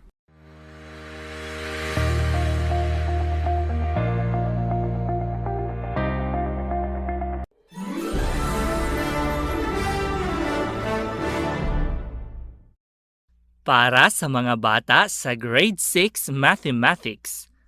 Solves problems involving direct proportion, inverse proportion, and partitive proportion in different contexts using appropriate strategies and tools. Mga bata, today we are going to learn how to solve problems involving direct proportion. At the end of this lesson, you're going to answer a written activity.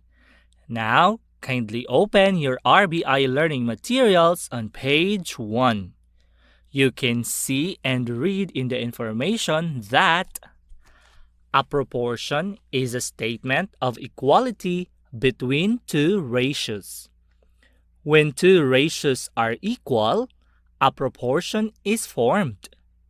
Each part of a proportion is called term. Kinds of proportion. Number 1. Direct proportion has constant ratios of two quantities being compared. An increase of one variable will also increase the other variable, and a decrease of one variable will also decrease the other. The formula is A is to B such as C is to D, or A over B such as C over D. Number 2.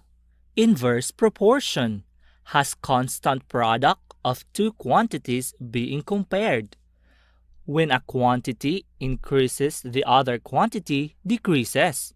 Or when a quantity decreases, the other quantity increases. Number 3. Partitive proportion has quantity being divided into two or more parts based on the given fixed ratio of the part. In solving word problems involving the different types of proportion, you need to follow these steps. Number 1. Understand the problem. Under this step, we need to answer two questions. Letter A. What is asked in the problem? Letter B. What are the given facts? Number 2. Plan the strategy to solve the problem. In this step, we need to answer two questions. Letter A. What is or are the operations to be used in solving the problem? Letter B. What is the number sentence? Number 3. Solve. Number 4. Check. Now let's have example 1. Let us learn first how to solve word problems regarding direct proportion. I will read the sample problem 1, which is written in your RBI learning materials. It takes Andy 30 minutes to burn 200 calories in a treadmill. How long will it take Andy to burn 400 calories? So, si Andy manginahanglan og 30 minutes para ma-burn ang iyahang 200 nga calories in a treadmill. Ang pangutana karon mga bata, pila man ka minuto ang kinahanglan ni Andy para ma-burn niya ang 400 calories. Mga bata, to solve that problem, we need to follow certain steps. Letter A. Understand. In this step, we need to answer two questions. Ang unang pangutana, what is asked in the problem? Unsa may gipangutana sa problema? Mga bata, in stating your answer on the question, what is asked, imuhang i-rephrase ang question part sa problem into a statement. So, ang question part sa problem kay, how long will it take Andy to burn 400 calories? Kana ato na siyang i-rephrase into statement. That is why, inyong mabasa diha sa inyong RBI learning materials, ang answer sa question nga what is asked is the number of minutes needed by Andy to burn 400 calories. Ing-ana ang pag-rephrase sa question into statement. Karon, ang sunod nga pangutana under this step is, what are the given facts? Remember mga bata nga ang given facts mao kana ang mga numbers or figures nga gihatag diha sa problem. So inyong mabasa diha sa inyong RBI learning materials ang mga given facts sa problem. 30 minutes, 200 calories, and 400 calories. Step 2. Plan the strategy to be used in solving the problem. Karon atong planuhon ug unsaon nato pag-solve ang problem. Under ani nga step, we need to answer two questions. Ang una nga pangutana is, what are the operations to be used in solving the problem? Unsa man ang atong gamiton nga mga operation para atong ma-solve ang problem? So, for us to solve the problem, ang atong gamiton kay multiplication o division. Ang multiplication ato nang magamit inig mag-cross multiplication ta. Og ang division ato nang magamit inig pangita nato sa value ni n. The second question under this step is, what is the number sentence? Ang number sentence nato mga learners is simply ang derived proportion from the problem. So inyong makita diha sa inyong RBI learning materials ang atong number sentence or ang derived proportion from the problem. 30 minutes is to 200 calories, such as N is to 400 calories. Ang N dira mga bata nagpasabot ka na og number of minutes nga ma-burn ni Andy ang 400 calories. Karon adto ta sa step 3, which is solve the answer. Una natong buhaton mga bata, atong isulat ang proportion in a fractional form. So number of minutes over number of calories, such as number of minutes over number of calories.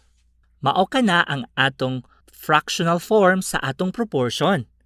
Karon, ang sunod natong buhaton kay i-substitute nato ang mga value sa proportion. Sa una nga ratio sa proportion, atong makita nga number of minutes over number of calories. So ang number of minutes is 30. Ang number of calories kay 200. So inyong makita diha nga ang unang ratio kay 300 over 200. Ang ikaduha nga ratio inyong makita nga number of minutes and number of calories. So ang number of minutes sa ikaduha nga ratio kay missing pa man, maunang inyong makita dira nga naay letter N over number of calories nga 400. So ang atong proportion na ron mahimong 30 over 200, such as N over 400. Ang sunod natong buhaton ron kay i-cross multiply. Diha sa inyong RBI learning materials inyong makita kung giunsa pag-cross multiply. I-multiply nato ang 200 ni N ug i-multiply pud nato ang 30 ni 400. So ang atong proportion mahimong 200 times N equals 30 times 400.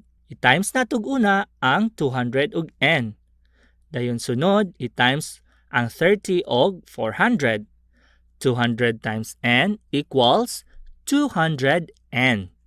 30 times 400 equals 12,000. So mahimo na kanang 200 N equals 12,000. Dayon, ang sunod natong buhaton is ang pagpangita sa value ni N. Para atong makitaan ang value ni N, atong i-divide ang both quantities with the given number nga naa ni N. Atong makita dira nga ang given number with the variable N is 200. So atong i-divide ang both sides with 200. 200 N divided by 200 equals 1N or N. 12,000 divided by 200 equals 60. So ang value ni N kay 60. Therefore, 60 minutes of exercise is what Andy needs to burn 400 calories. Manginahanglan si Andy og 30 minutos or 30 minutes para iyang ma-burn ang 400 calories. Nakuha niyo ba mga bata? Magaling! Karon, atong i-check ang atong answer. Atong gamiton karon ang formula sa direct proportion, which is A over B such as C over D. Using the formula for direct proportion, which is A over V such as C over D, we came up with two ratios comparing the relationship between the number of minutes spent by Andy exercising to the number of calories he burnt. Ang problem karon nga akong gibasa is an example sa direct proportion. Kay kung mo increase ang usa ka variable which is minutes of exercise, mo increase pod ang usa ka variable nga number of calories burnt. Mao na siyang gitawag siya og direct proportion. Karon, atong mahibaw-an kung ang atong answer is correct or dili kung ang product sa duha ka ratio kay pareha. Para makabaluta kung ang product sa duha ka ratios kay pareha, atong i-times una ang extremes o i-times pud nato ang means. Diha sa inyong RBI learning materials, inyong makita ang atong proportion nga naporma out from the problem. 30 minutes is to 200 calories, such as 60 minutes is to 400 calories. Karon atong i-times og una ang extremes. Ang extremes kay ang 30 ug ang 400. Dayon, i-times natog sunod ang means. Ang means sa atong proportion kay ang 200 calories ug ang 60 minutes. So mahimo na siyang 30 minutes times 400 calories equals 200 calories times 60 minutes. 30 times 400 equals 12,000. 200 times 60 equals 12,000. 12,000 equals 12,000. So, pareha ang product sa atong duha ka ratio, meaning ang atong answer kay correct. Nakuha niyo ba, mga bata? Magaling! Now, kindly read and study another example which is found in your RBI learning materials. After that, kindly open your RBI learning materials on page 4. For your activity, you are going to analyze the problem and find the missing term of a direct proportion. Now, it's time for you to do your activity.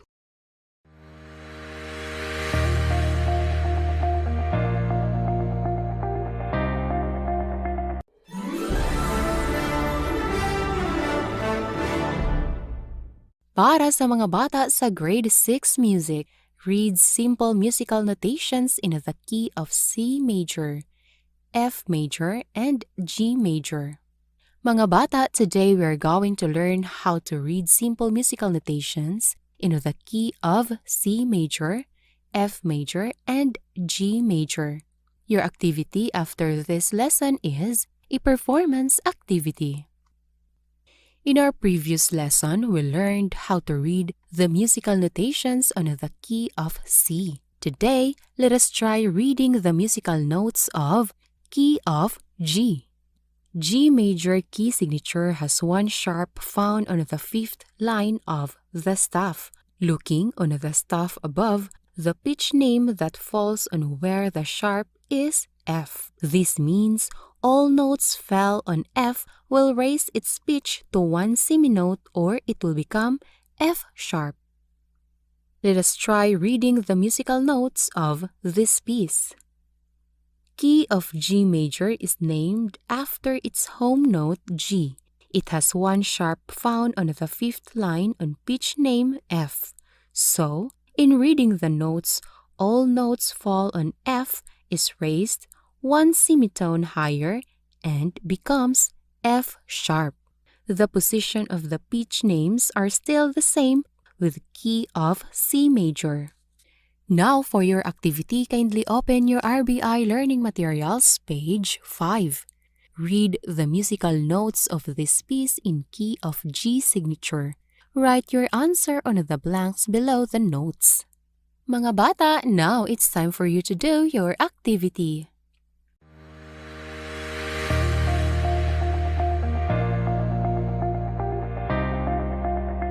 Sa ngalan na lang sa kinatibuk ang puwersa sa Tangub City Division sa pagpanguna sa atong Schools Division Superintendent Dr. Agostines Esepi, ingon man sa pag-abag sa atong Assistant Schools Division Superintendent Dr. Lorena P. Serrano, ingon man sa pag-ayuda ug pagsuporta gayud sa atong lokal nga pangagamhanan, pinaagi sa atong halangdong mayor Dr. Jennifer Witan, kining inyong mga magtutudlo sa kahanginan maingon kaninyo, daghan kayong salamat sa inyong pagpakig-uban kanamo sulod sa duha ka takna nga tulumanon.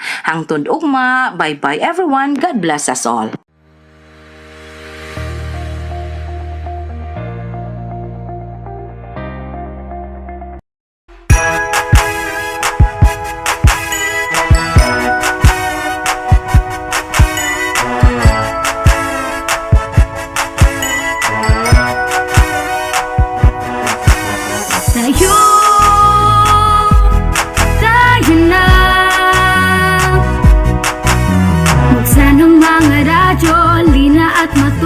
Sa mga aral sa mundo, tayo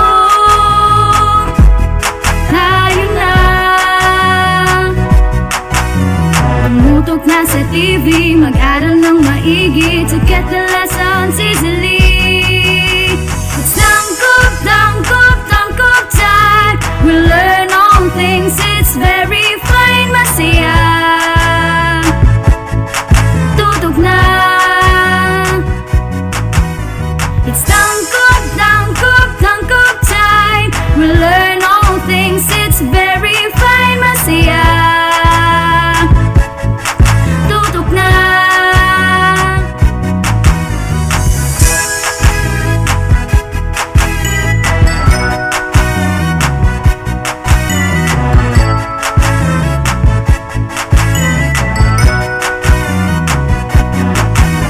Tayo, tayo na. Let's come and learn together, supporting one another. We love, we care, we share. It's tangkop, tangkop, tangkop time. We learn all things, it's very fine, masaya. Tutok na. It's tangkop, tangkop, tangkop time. We learn all things, it's very fine, masaya. Tutok na.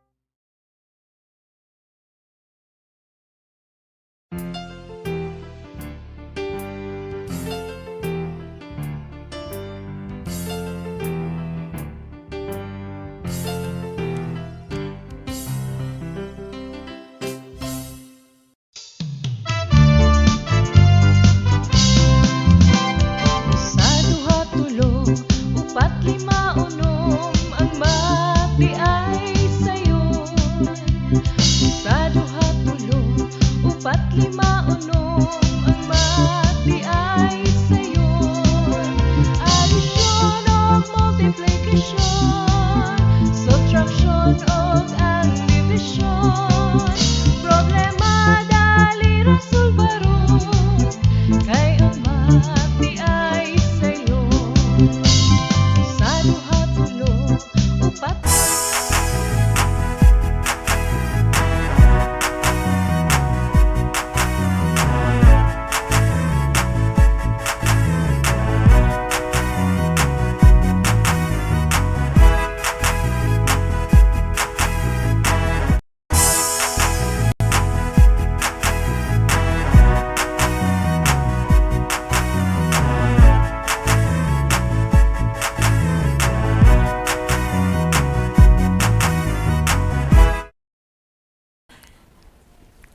Happy Wednesday morning!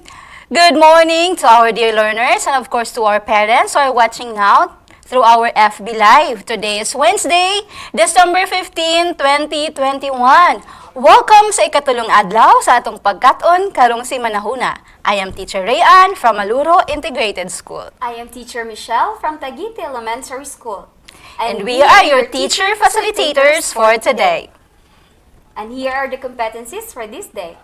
For Grade 1 Filipino, the competency is nakabubuo ng tanong tungkol sa isang kwento gamit ang sino, ano, saan, kailan, bakit, at ilan. And for our Grade 2 Health, we have describe the ways of carrying the nose to avoid common childhood health conditions.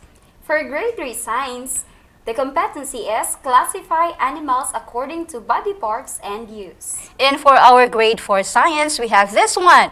Describe the effect of the environment on the life cycle of organism. For Grade 4 Mathematics, write a given number as a product of its prime factors. And for our Grade 5 Science, we have this one.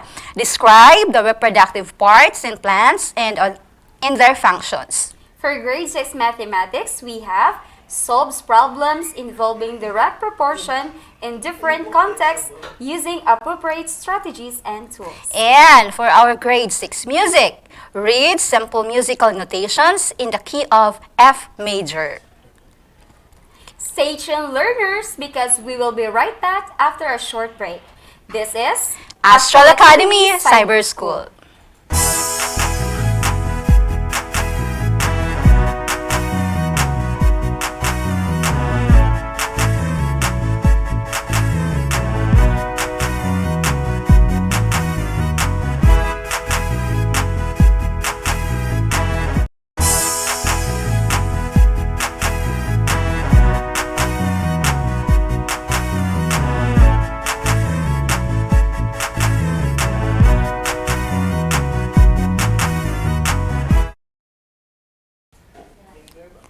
And we are back, still here in Astral Academy Cyber School.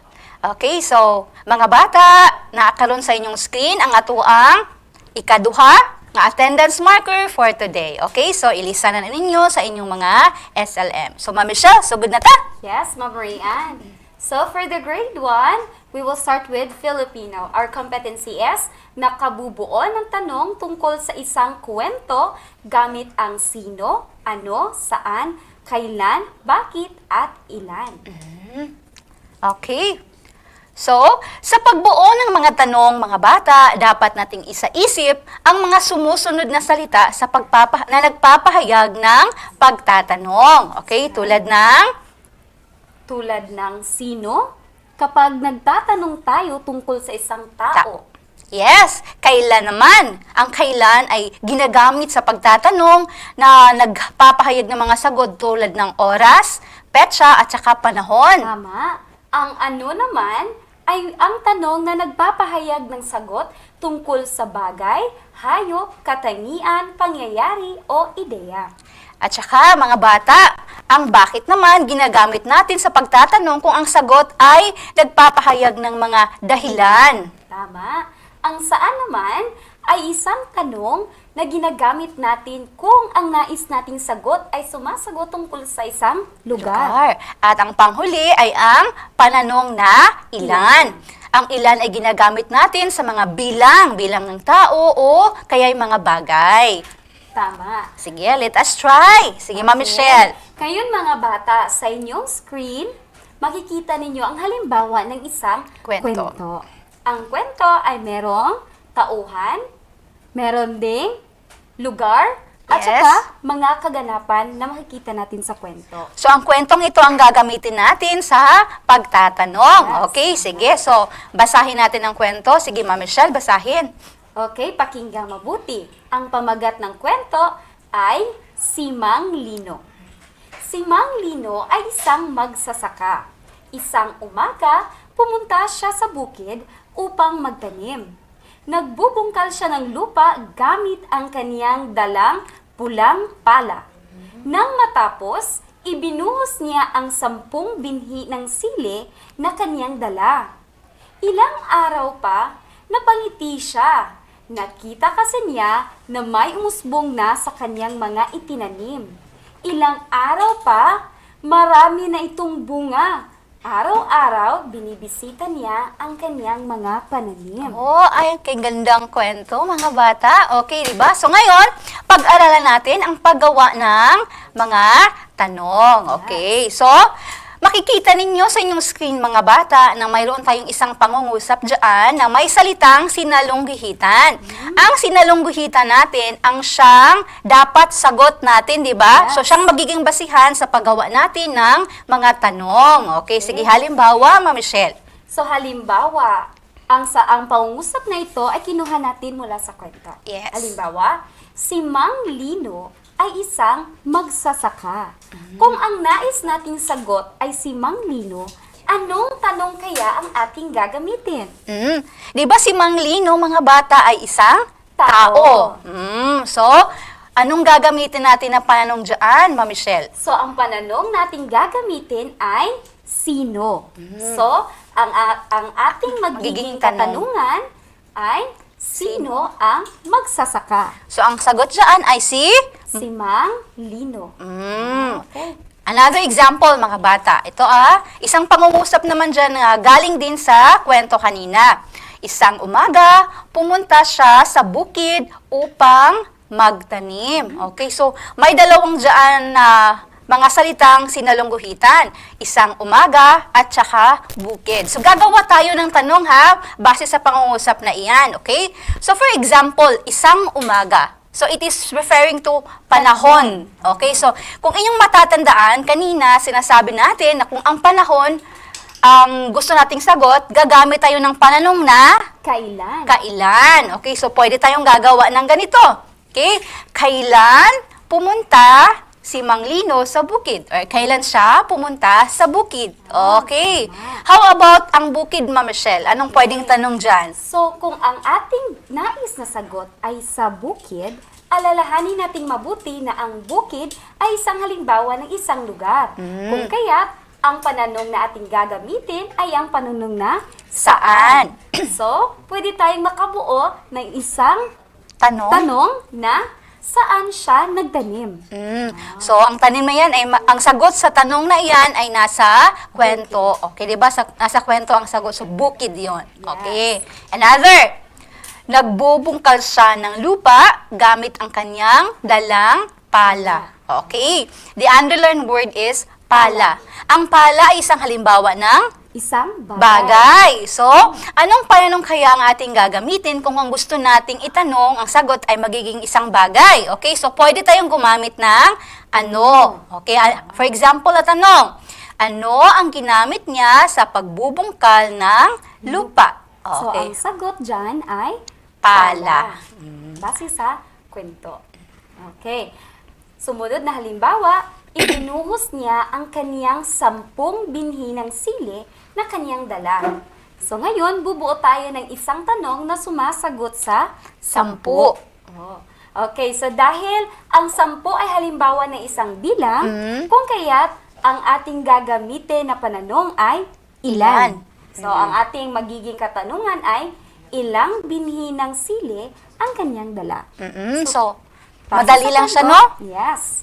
Madali lang siya mga bata, basta't alam nyo kung para saan ang mga pananong na gagamitin. Okay, tatandaan nyo lamang na bawat isa sa mga pananong na iyon ay may gamit. Hindi pwede silang gamitin sa kung ano-ano lamang. Okay, so for another example, this one, Ma'am Michelle.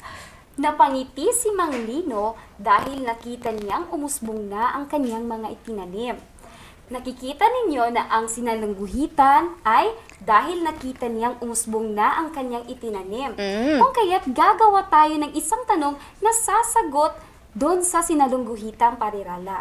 Diba? Nagsasimula siya sa dahil. So it tells reason. Okay? Diba? Dahilan. Okay? So ano ba ang ating gagamitin diyang pananong kapag yan ang gusto nating itanong? Okay? Na may sagot na ganyan. So ano? Gagamitin natin ang pananong na bakit. Okay. Sige. So, ang ating magiging sagot ay, bakit siya napangiti? Okay. So, ang bakit ay ginagamit sa pagtatanong na nagre-require ng sagot na rason or dahilan. Okay. Sige. So, next.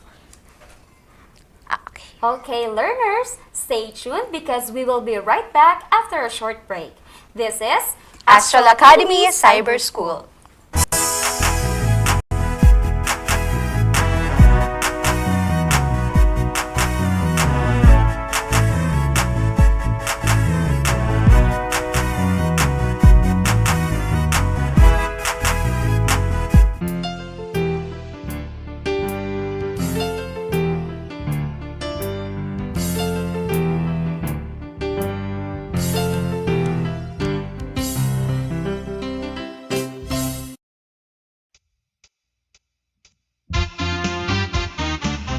Mapina, mag-aral na sa ating kultura. Mga sariling musika, may arts at PE pa. Okay, saya, sayang kumanta. Halika na, humanda na dahil mapina, umawit at gumuhit-guhit. Mag-exercise, pampalakas. O kahit saya ng buhay estudyante, lalo na kung tayo'y mapina, mag-aral na sa ating kultura. Mga sariling musika, may arts at PE pa. Okay, saya, sayang kumanta. Halika na, humanda na dahil mapina, umawit at gumuhit-guhit. Mag-exercise, pampalakas. O kahit saya ng buhay estudyante, lalo na kung tayo'y mapina.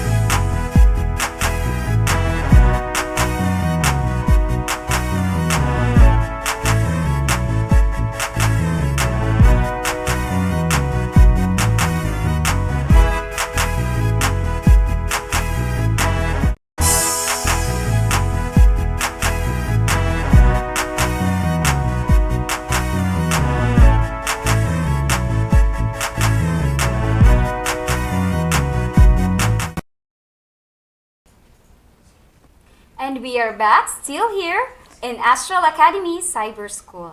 Okay, so atong mga bata na pud karon sa grade 2, pag-prepare na mo. Kay we will proceed on MAPE, which is part sa MAPE nga, health. Okay, so our competency for grade 2 health is describe the ways of carrying the nose to avoid common childhood health conditions. Okay. So, sa ang nose. ilong, usa ni siya ka parte sa lawas nga gamito nato sa Simhot. simhot. And example usab sa childhood health condition mao ang allergic rhinitis. Sakit siya sa ilong, no, nga pwede ma-experience sa atong mga bata. Okay, so to avoid allergic rhinitis mga bata, naatay mga ways nga buhaton aron pag-alaga sa atong mga ilong. Okay, so we have this mga pamaagi sa pag-amping sa ilong. Okay, number 1, Ma'am Michelle. Number 1, kung adunay sip-on, hinayon lang ang pagpagawas ug bugamit sa Sa humot ka panapton para pahid sa ilong. Yes, so karon mga bata, as you see, uso kaayo ang karon ang sip-on because cold weather tano, tugnaw kaayo. So, kung naa daw tay sip-on, hinayon lamang ang pagpagawas sa atong mga sip-on. O, gamit ta og humok nga panapton. So, dili sa kaliton og sikma, hinayon lamang.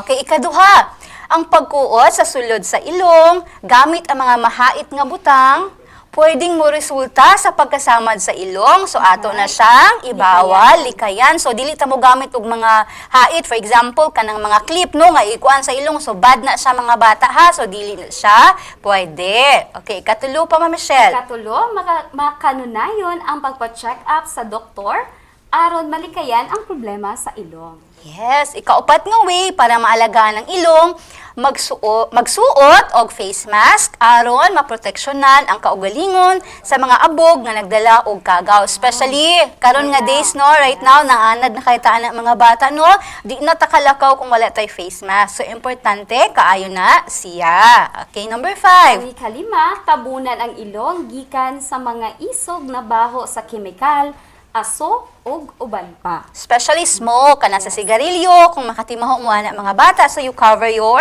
nose. Okay, ikaunom, likayan ang paghikap sa ilong kung hugaw ang inyong mga kamot. Okay, so bawal ha.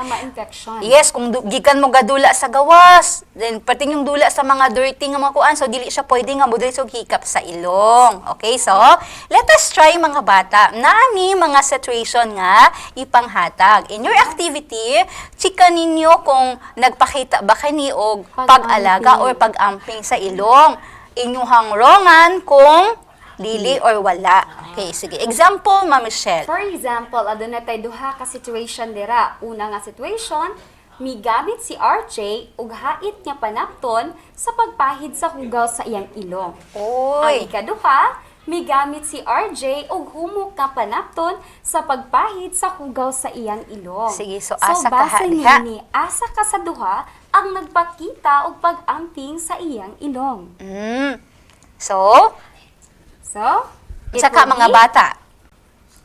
It will be number 2. Ikaduha, kanang migamit si RJ og humok nga panapton. Or we could also use tissue. Oh, yes, pwede. Or wet wipes, mga ingana mga bata. Okay, sige, sunod.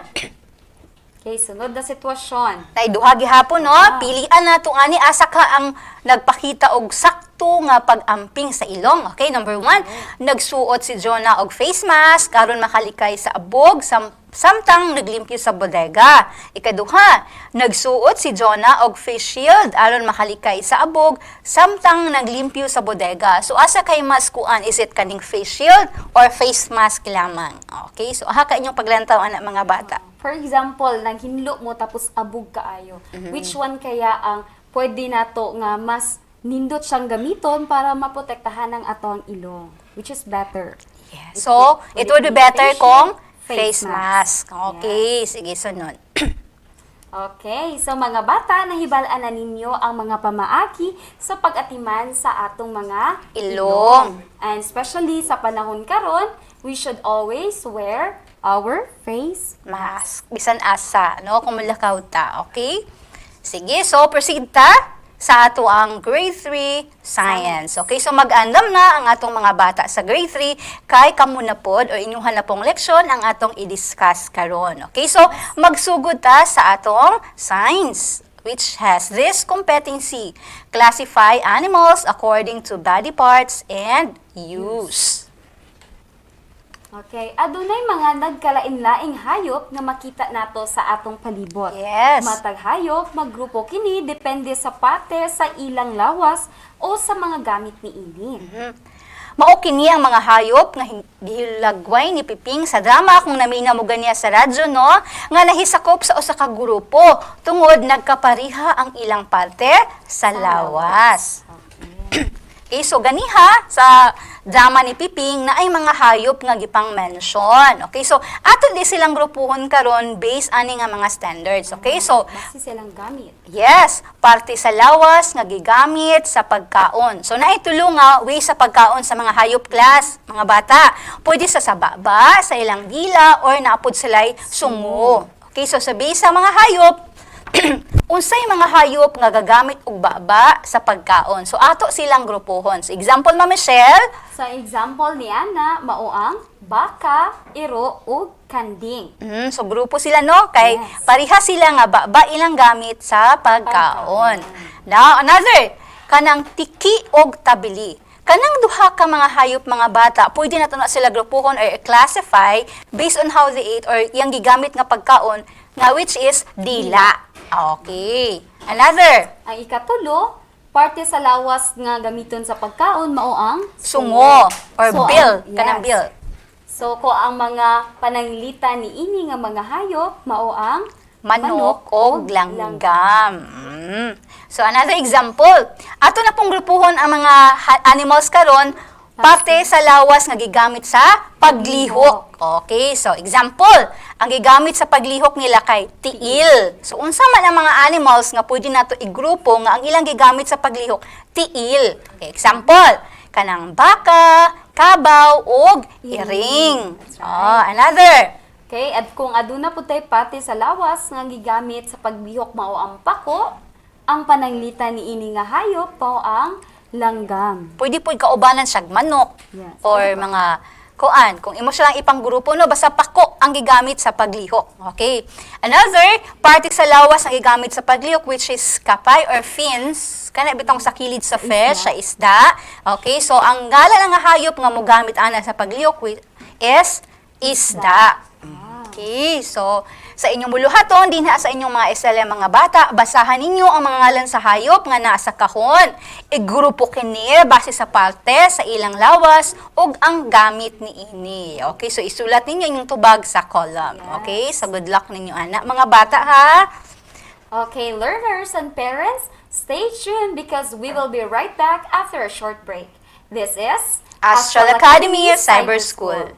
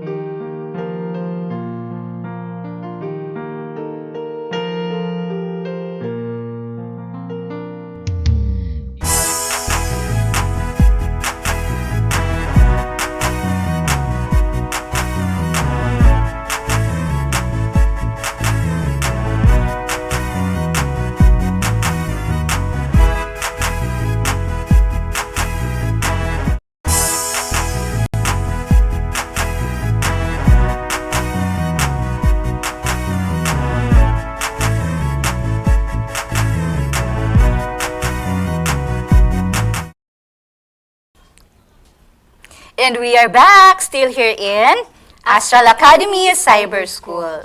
Okay, so karon mga bata, atong mga bata sa grade 4, pag andam-andam na, kay mo proceed na po ta sa inyong mga subjects. Okay, so musugod ta sa inyong science. Di ma Michelle? Competency nato for science mao ang describe the effect of the environment on the life cycle of organisms.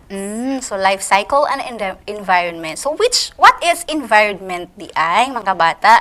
So, environment refers to the area where organisms live. Okay? So, bisan asa, sa gawa sa balay, kung namin makita din ng mga animals na nagtapok, environment na nila. Or even sa gawa sa diri, sa inyong classroom, sa eskwelahan, pwede na siya refer as environment. Basta lang naa dito ang mga organisms nga puyo. Okay. Sunod. For ecosystem, it is the organized community of living beings that share the benefits of a particular space or environment, where biotic and abiotic elements are in continuous interaction with each other. So, here, an environmental factor, ecological factor, or ecofactor is any factor, abiotic or biotic, that influences living organisms. So, here, what is abiotic and biotic factors? Okay, mga bata.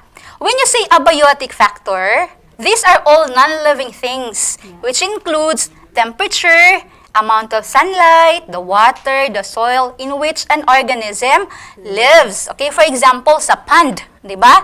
Kung makakita mo og pond, isa man na siya ka ecosystem. Ang abiotic factor niya, pwede ang sunlight nga na ilang ma-receive din ang area, pwede po ang water, ang temperature, ang coldness or hotness anang nadiya sa nga area. Okay, so mao na gitawag og abiotic, so non-living factors. Okay, how about the biotic factors? For biotic factors, would include the availability of food organisms and the presence of biological specificity, competitors, predators, and parasites. So in short, all living things nga kauban nila sa ecosystem. Pwede plants, pwede ka ng mga algae, mga animals, nga mo'y kanon sa isa pod ka animal. Okay, so these are what we call as biotic factors nga maka-affect sa life cycle sa isa ka organism. Okay, so dito sa this an example of information. Okay, so basahon nato ha. Sige, Ma'am Michelle, please read daw. Okay, here's the information. The effect of the environment to the frog is essential to carry out its life cycle. The eggs survive where it lays, usually in or near the water, with the help of the abiotic factors such as water, sunlight, temperature, and air to grow, develop, and hatch into tadpoles.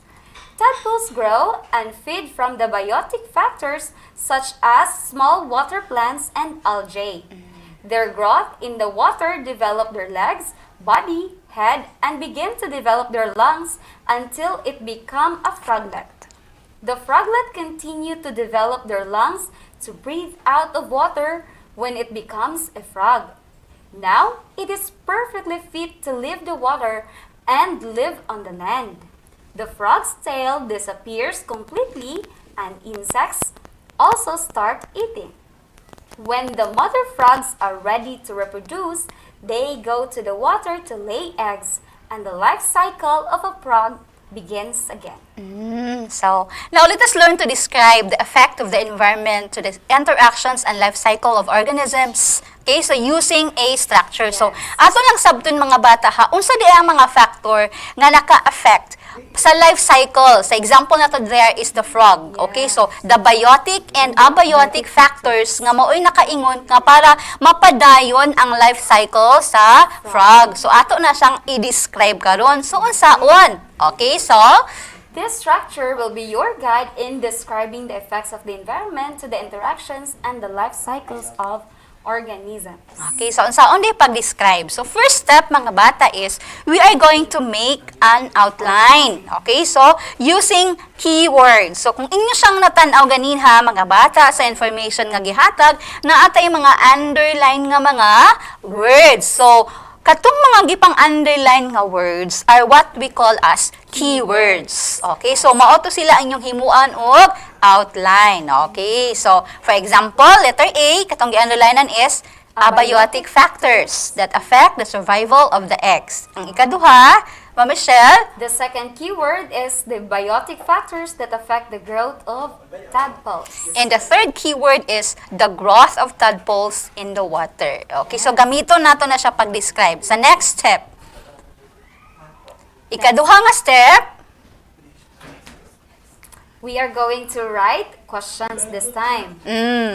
So we will write questions based on the identified keywords. Yes, so naka-identify man tag keywords ganihan no. So buhatan nato siya pangutana. Okay, so ganihan naman tay letter A nga keyword which is abiotic factor. So pangutano na himo ato siya question which is probably this one. What are the abiotic factors that affect the survival of the eggs of the frog? Oo, pwede siya ingana.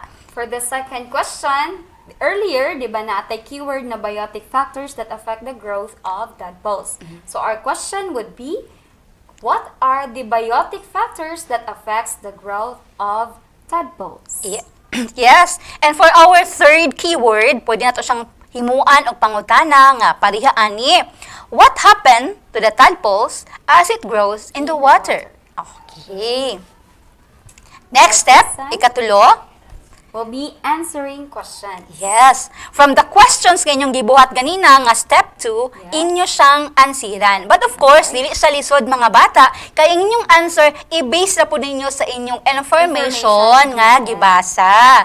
Okay, so for example, sa atong first keyword nga abiotic factor, nangutan naman ta siya no nga atong question is what is abiotic factor? So atong answer sa third step nato is the abiotic factors such as water, sunlight, temperature, and air affect the survival of the eggs of the frog because it helps the egg to survive, to grow, develop, and hatch into tadpole. So, nasa abiotic factors gipang mention din ha sa yang answer, which are sunlight, water, and temperature. Okay, another. For the second answer also correspond to the second question earlier. So the second answer is the biotic factors like small water plants and algae affect the growth of the tadpoles because the tadpoles are fed from these biotic factors.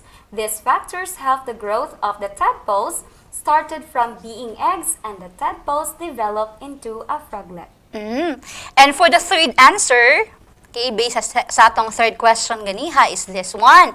The tadpoles grow and feed in the water and develop their legs, body, head, and begin to develop their lungs until it become a froglet.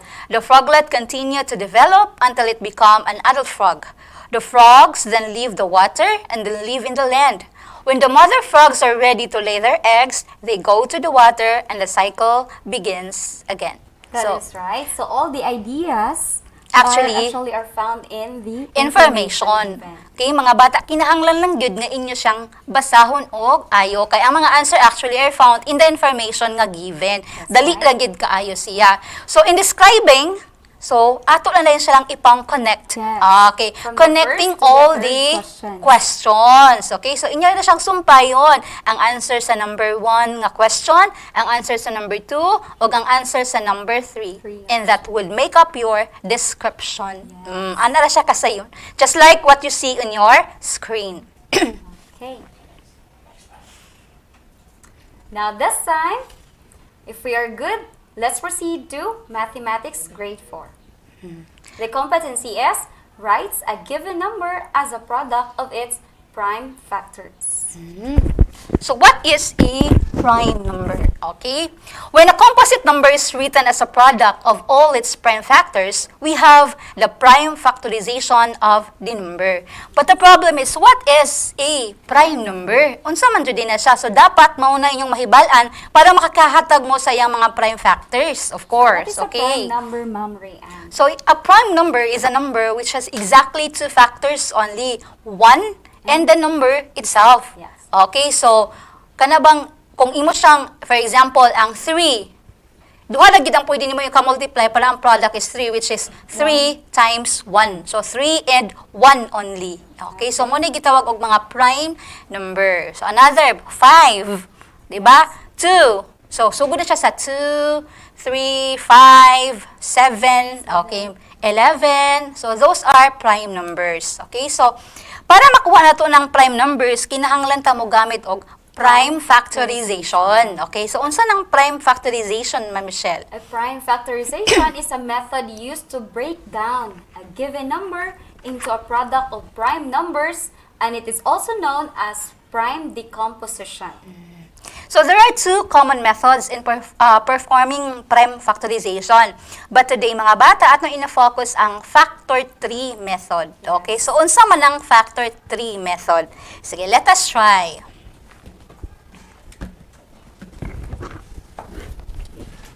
Sige. For example, natay number which is 16. Okay, so atong pangitahon ang iyahang prime factors. Sige, Ma'am Michelle, so, in tree method, anaon ra siya mga bata? Magsulat na mo sa number din hi. Okay? Dayon mo ra siya kimuha nimo siya og 3 din ha. You think of two numbers or factors nga pwede ninyo i-multiply, which is ang answer is 16. Make sure nga ang isa niya kaparis is a prime number. Okay? So, kasagaran, commonly mga bata, magsugod jud ta sa 2 nga prime number. So, unsa ipares ato ni 2 nga ang answer is 16? Probably that is 8. Oh, di ba? Now here, 2 is already a prime number, so dili na to siya ma-breakdown, ma-decompose. So dili ta ni 8. with 8. Okay, so si 8. You think again, another, duha ka number, nga ang product is 8. So sugod gyapon ta siya 2. Masa ka ito multiply nito nga answer which is 8? 4. Okay. So si 2, di na siya pwede gihapon hilabtan kay prime naman siya, number no? So si 4 na lang. Sige, you think of a number nga ang answer is 4, prime numbers. So 2 times 2. Kaning mga outer numbers mga bata, kani siya dinhi, all prime numbers naman na siya. Mao na din nato ang gitawag nato prime factors sa 16. So ato siyang isulat ha. So 2 times 2 times 2 times 2. Let us try kung 16 bagid siya, no? 2 times 2 that is 4 times 2, 8 times 2, 16. Okay, so ang prime factors actually, mo total siya, mo tali siya sa imong gi-start nga number. Okay, so, stay tuned because we will be right back after a short break. This is Astral Academy Cyber School.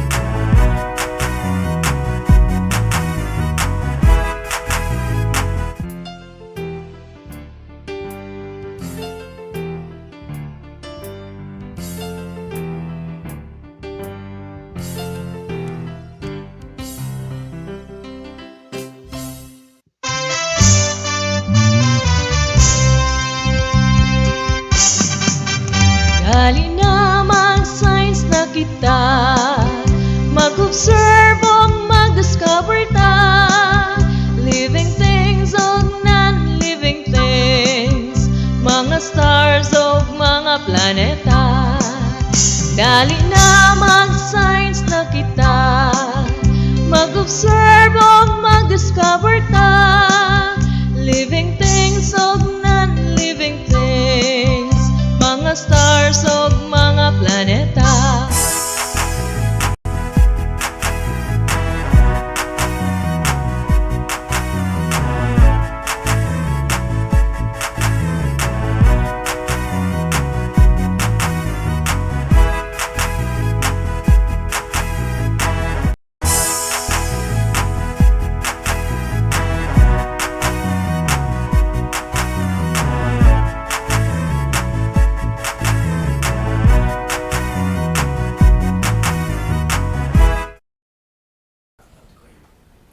And we are back, still here, in Astral Academy Cyber School. So kaganina mga bata, atong gisgutan ang prime factorization using factor tree method. Okay, so let us have another set of examples. Okay, so mga bata, nating number diri nga 18. So ato siyang i-factor using factor tree method. So again, think of numbers nga inyong i-multiply ang answer is 18. So, we will have 2 2 times 9. Okay, so 2 is already a prime number. So, dili na to siya hilabtan. So, ma-proceed na ni 9. Nganong si 9? Because napamangkailaing number nga pwede nimo i-multiply nga answer kay 9, which is 3 times 3. Okay. So, think of it. Napa ba other factors nga ang answer 3 aside from 1 and 3? No. So, wala na mga bata. So, stop na ta dinhi. So, kana siya will be our prime factors of 18. Let us try. 2 times 3 times 3. Kung 18 bagid siya, no? 2 times 3 is 6. Times 3, that is 18. Okay, so correct. So, 2 times 3 times 3 is a prime factor of 18. Okay, so, another, kanisit 20. Think of another number. Okay, so, pwede tang masugod ni 2 times 10. Okay, pwede ta dira mag-start. So, 2, okay na. So, dili ni 10. So, think. Masa man? 2 times 5. Okay. Could we still think of a number nga pwede i-multiply ni 5? No. Wala na, no? So, final na siya. So, 2 times 2 times 5. Let us try.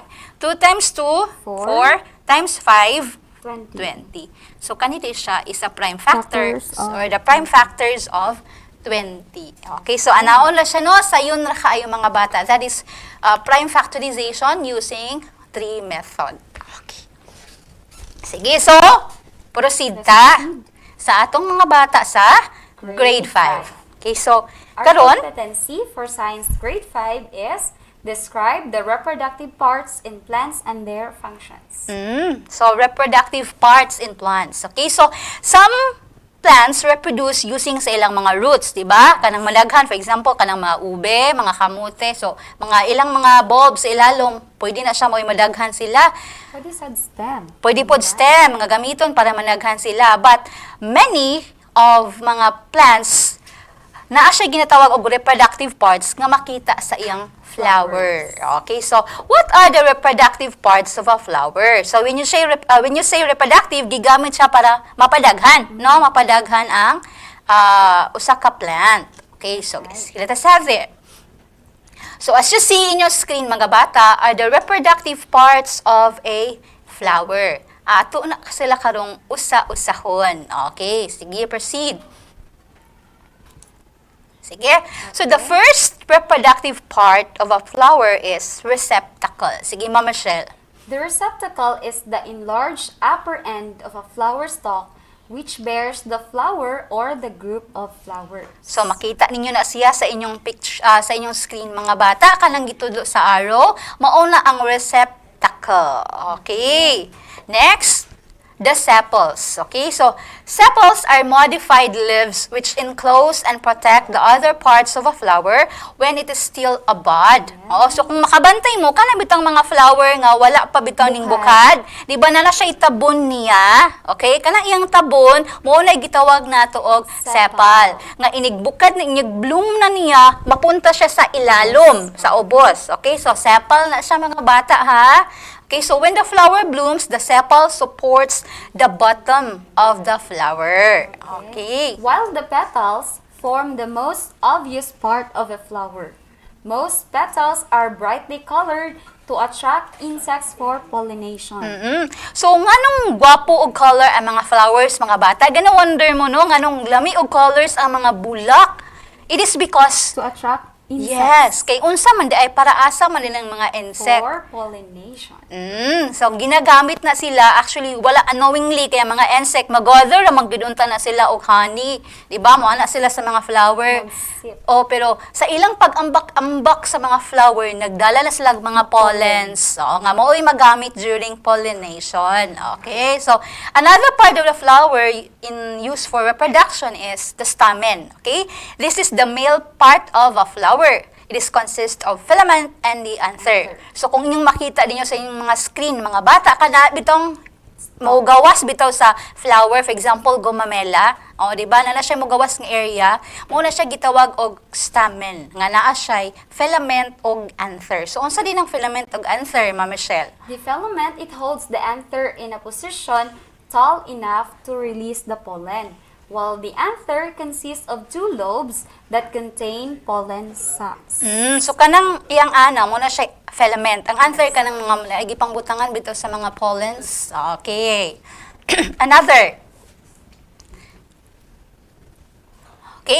Another part of the flower is the pistil.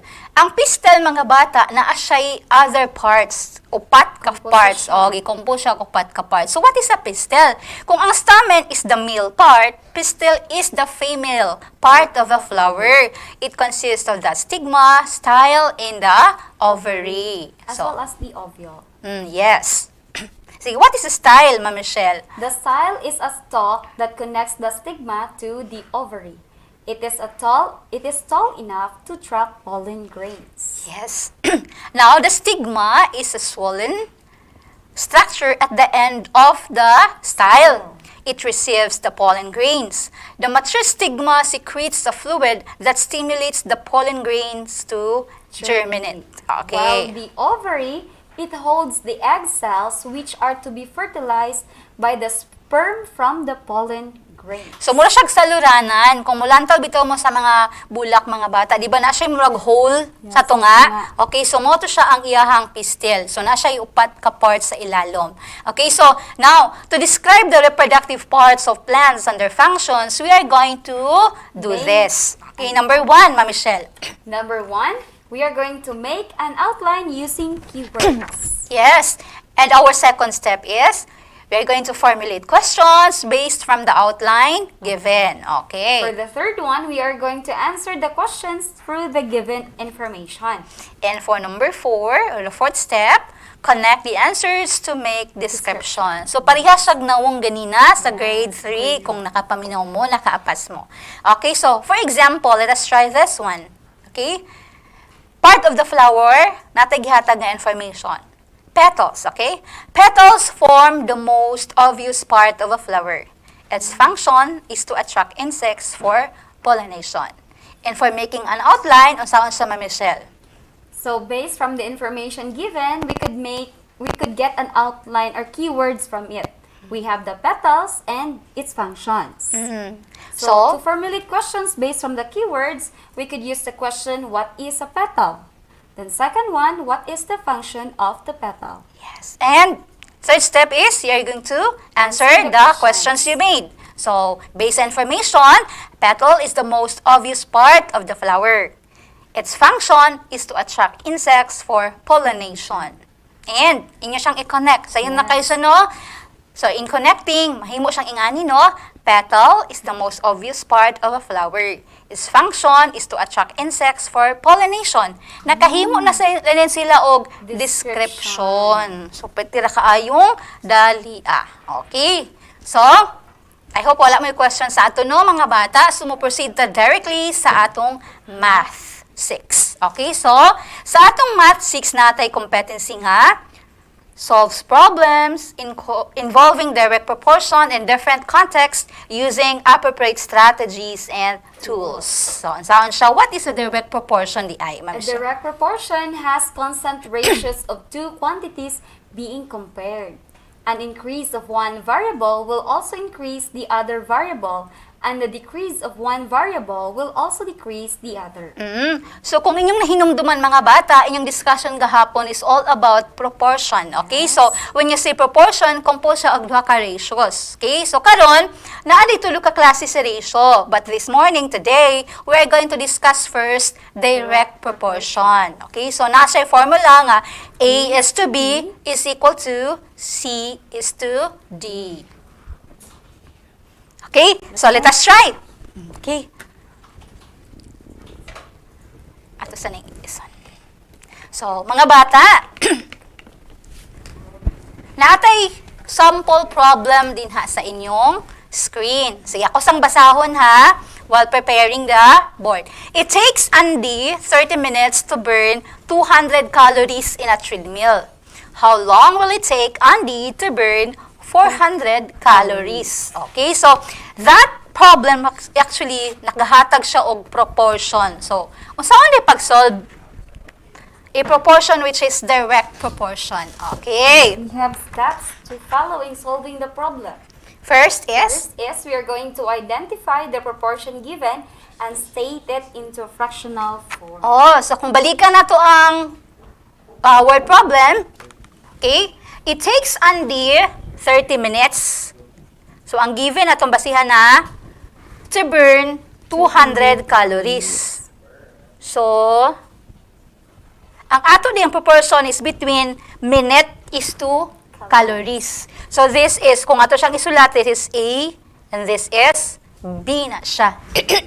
So, natay isa ka ratio. Atong pangitaon ang ikaduha nga ratio to complete our proportion. So, in the problem again, balikan nato ang problem. How long will it take Andy to burn 400 calories? So, inyong tanawon ha, nga ang calories is for B. So, iyang kapartner is si D man. So, dili siya. So, wala tayo another minute nga gigiven, N na to siya ibutang. Gihatagan ta og 400 calories. Okay. So, naka-form na ta og proportion.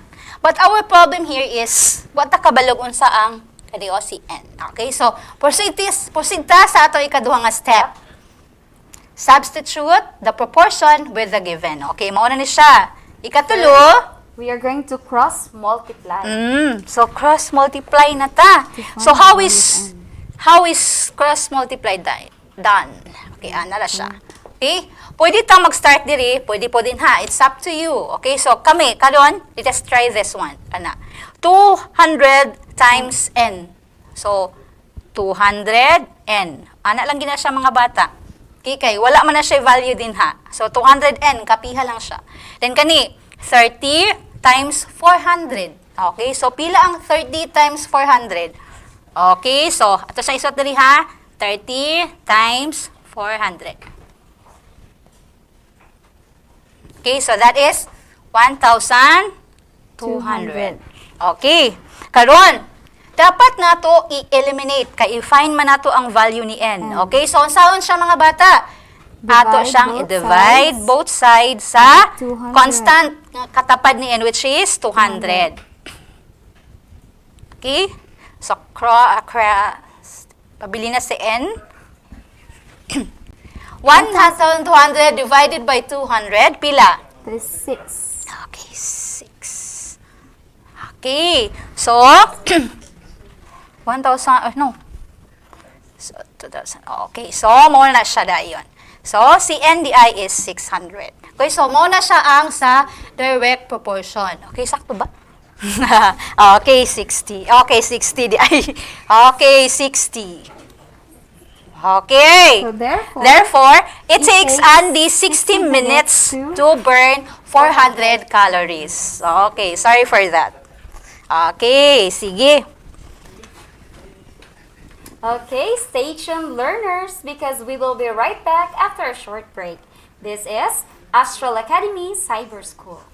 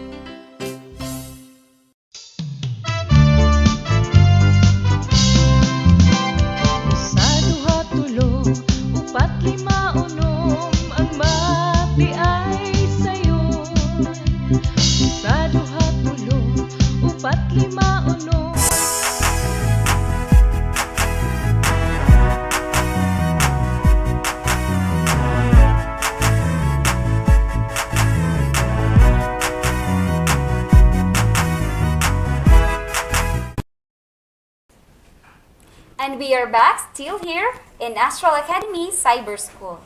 Okay, so karon mga bata, sa grade 6 mo proceed ta sa atong music, which has the competency of read simple musical notations in the key of F major. Okay, so let us start. Okay.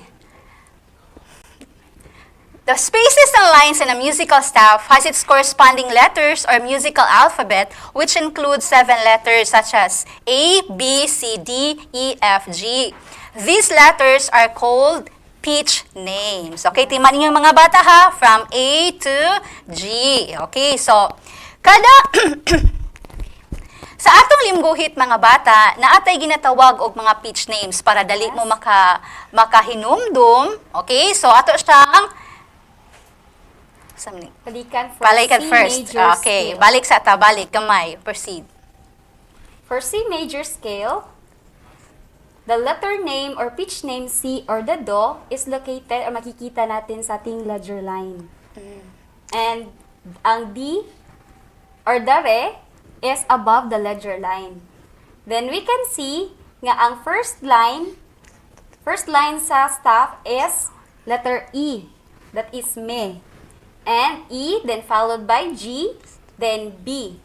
And makikita natin sa space ay ang F, A, C, at saka E. So, let us try, Mama Michelle. Let us try the board. Kaya para makita og tarong sa mga bata. Okay? Sige, so, I am going to draw here an example of a staff. Okay? So, ang staff, compose siya og 5 lines, mga bata, ha? 3, 4, 5. Okay? So, 5 lines og upat ka spaces. Okay? So, remember this one, kay mao gid ni siya ang pattern niya, mao gid na ilang actual nga lugar. Okay? So, sa pitch names, okay, naatay letters diri nga F, sa spaces na siya. O, kung imo siyang basahon, face, no? Sa lines, na siya letters nga E, G, B, D, F. Kung imo siyang sumpayon actually, kung butang siya C diri ko, nang butang ito isa ka ledger line, ana. So, na siya D din, he. Kung imo siyang actually basahon, sunod na siya from A to G. So, timan ilan ninyo ha, nga sa mga spaces na siya face nga letters nga F, A, C, E. Sa iyang mga lines na si E, G, B, D, F. Maura na inyong timanan. Okay? So, the same with the piano keys actually. So, mo proceed ta mga bata sa F major. Okay? Sige. Sa F major scale mga bata, timanin ninyo kung unsa iyang ngalan, mauna iyang bass note. Okay? So, F major scale man siya, so magsugod siya ni F. So, dirita. Okay? So, gitawag siyang F major scale, kaya yung bass note is F. Okay? So, pariha lang dayon-dayon ang iyahang pagbasa sa ibabaw and paubos. Okay? So, F major scale. Okay? Ang kalainan lang ni F major scale sa C major scale is naa siya usa ka flat. Okay? So, kung inyo siyang tanawon sa keyboard, naat mo'y makita nila nga symbol nga flat and the sharps. So, timan nila ninyo, nga kung mayong kag flat, decrease ka og 1 semitone or paubos ang imuhang pitch. Ang sharp is increase po ka, so pataas. Okay? Half semitone. Okay, here. Nga naman yung si F major scale na siya flats. Sampo, butangan ako diri siya og G clef. No? Okay? Na siya flat diri nga area sa third line na fall ni B. Okay? Nga naman siya? It is because ani siya mga bata. Naay pattern gina-follow ang mga major scale, which is from the bass note, muambak siya og whole, whole, dayon half, dayon whole, dayon whole, whole. Okay, meaning, muambak siya, muambak-ambak siya. So, ato gintanawon, kung inyong balikan ang kuan, kung inyong balikan ang piano key, makita siya actually, okay? Here, for example, diba, si F man, no? So, F, ang iyang kuan is, sa first line here is F, then musugod siya G, dayon A, B, C, D, E, then balik po ta ni F. Isan nga si B na siya'y usaka flat. Okay, usaka flat. Is it because, kung imo siyang i-follow ani nga pattern, kani nga pattern bitaw, kung sa keyboard, naa siya kani o half semitone. So, mao lang ikatulo niya is flat siya. Okay. So, ana lang na siya mga bata ha. So, ang atong katunan karon is to identify the pitch name sa key of F major. Okay? So, for example, kaya tag-eraser, Ma'am Michelle. Okay, for example, magbutang taog notes din he. Kaya isa ka quarter note din he. So, pangitaon na to, unsa da iyahang pitch name. So, ato siya tanawon. So, F, G, A, B, C, D. So kani di ay siya is D. Okay. Another, kung dili ta magbutang. Dili. F, G, A, B. B di ay siya. Nya, naaman siya kuan nga flat. So, ayaw mo kalimot. Butang nga din siya symbol nga flat sa taas. Okay? So, ana la siya. Follow na rin ang pattern sa mga pitch names, sa mga letter names. Okay? Kung dili na punta. So, F. Okay? So, ano na siya kasayon, mga bata? Okay, sige? Okay, learners, you could also refer it to your SLMs for further informations. And now, don't forget for the third attendance marker for elementary above the screen on top of it. Okay. We would like to give thanks o pasalamat ni sa mga executive producer, to Sir Gas, and as well as to our technical team behind the camera. And of course, to our learners and to the parents who kept on watching through our FB Live. Salamat kayo ninyo, tanan. This has been Teacher Rayan, Teacher Michelle, and this is Astral Academy Cyber School. Bye!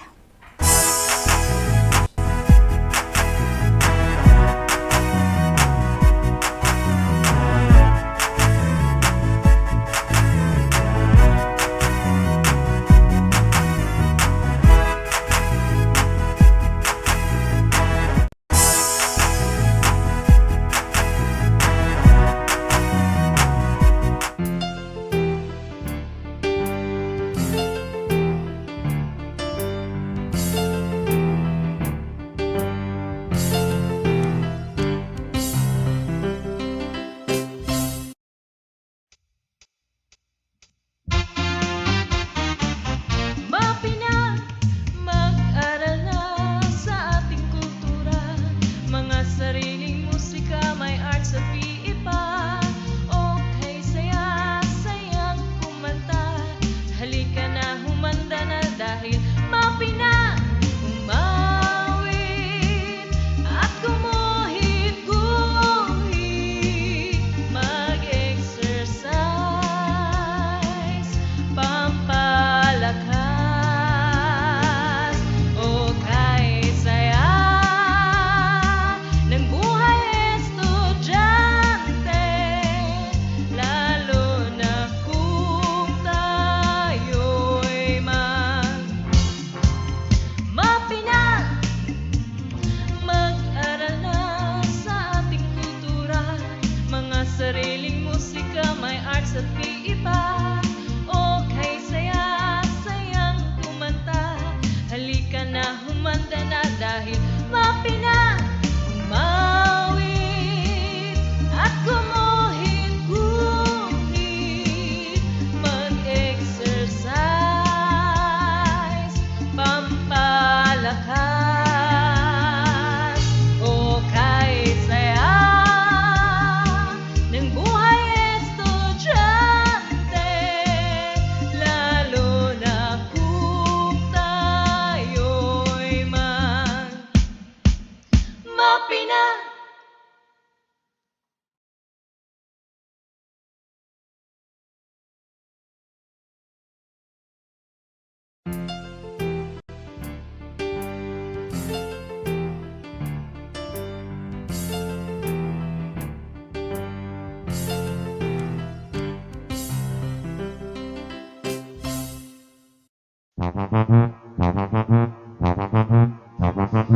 Alamin ang teknolohiya sa agrikultura at pangkabuhayan upang umunlad ang ating bayan sagana sa likas na yaman. Halika na, mag-ipipina, ipipina, ipipina. Halika na, mag-aral na. Alamin ang teknolohiya teknolohiya sa agrikultura at pangkabuhayan upang umunlad ang ating bayan sagana sa likas na yaman. Halika na mag-ipipina, ipipina, ipipina, halika na para na ipipina, ipipina, ipipina, ipipina.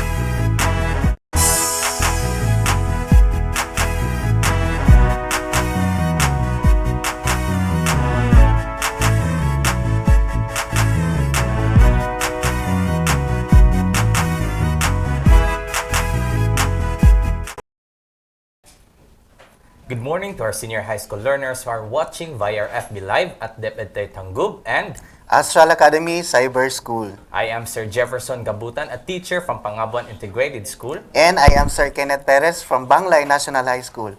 And we are your teacher facilitators for today. So, good morning, sir. Good morning, Sir Jeff. How are you?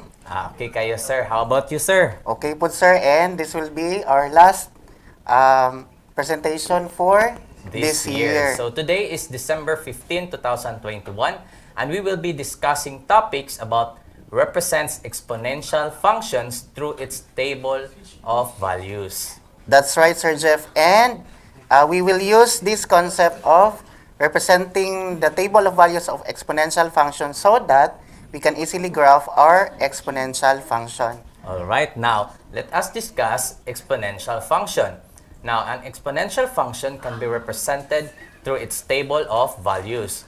These values, which are derived from its equivalent equation, are the basis in sketching its graph. That's right, Sir Jeff. So, by using this table, we can easily graph the graph of an exponential function. So, let us define the following terms that will be used later in representing exponential function. So, first, let us define domain. Domain is the set of first coordinates in the ordered pairs of the function. Second term is the range. The range is the set of the second coordinates in the ordered pairs of the function. And then the third, the domain is the set of the real number, and it is represented by a capital letter R. And then lastly, the range is the set from the range 0 to the positive infinity. Now, that's right, Sir Kenneth. Now, the y-intercept is the point of intersection of the graph of the function and the y-axis. Now, on the y-axis, x is equal to 0. Now, the x-intercept is the point of intersection of the graph of the function and the x-axis. Now, on the x-axis, f of x is equal to 0. And for the last to define is the asymptotes. Asymptotes are the lines that the graph of a function approaches but never touches. So, learners, you should be aware and take note of the following terms so that you can easily graph the exponential function. Sir Jeff, let us also have the properties of exponential functions. So, the following properties of f of x is equal to b to the x, where b is greater than 0 and b is not equal to 0, can be observed from the graph. Yes, now it is a one-to-one function. It satisfies the horizontal line test. The y-intercept is 1. There is no x-intercept. The horizontal asymptote is the line y is equal to 0 or the x-axis. there is no vertical asymptote. That's right, Sir Jeff. So stay tuned, learners, because we will be right back after a short break. And this is Astral Academy Cyber School.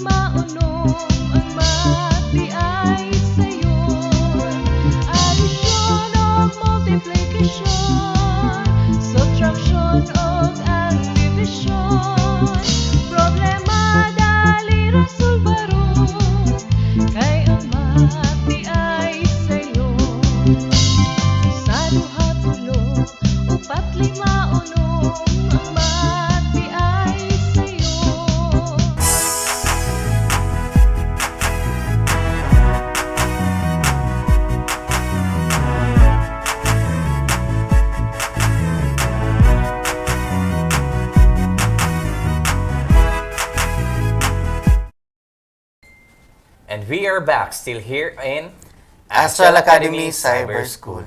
Okay, Sir Jeff, so let us have an example.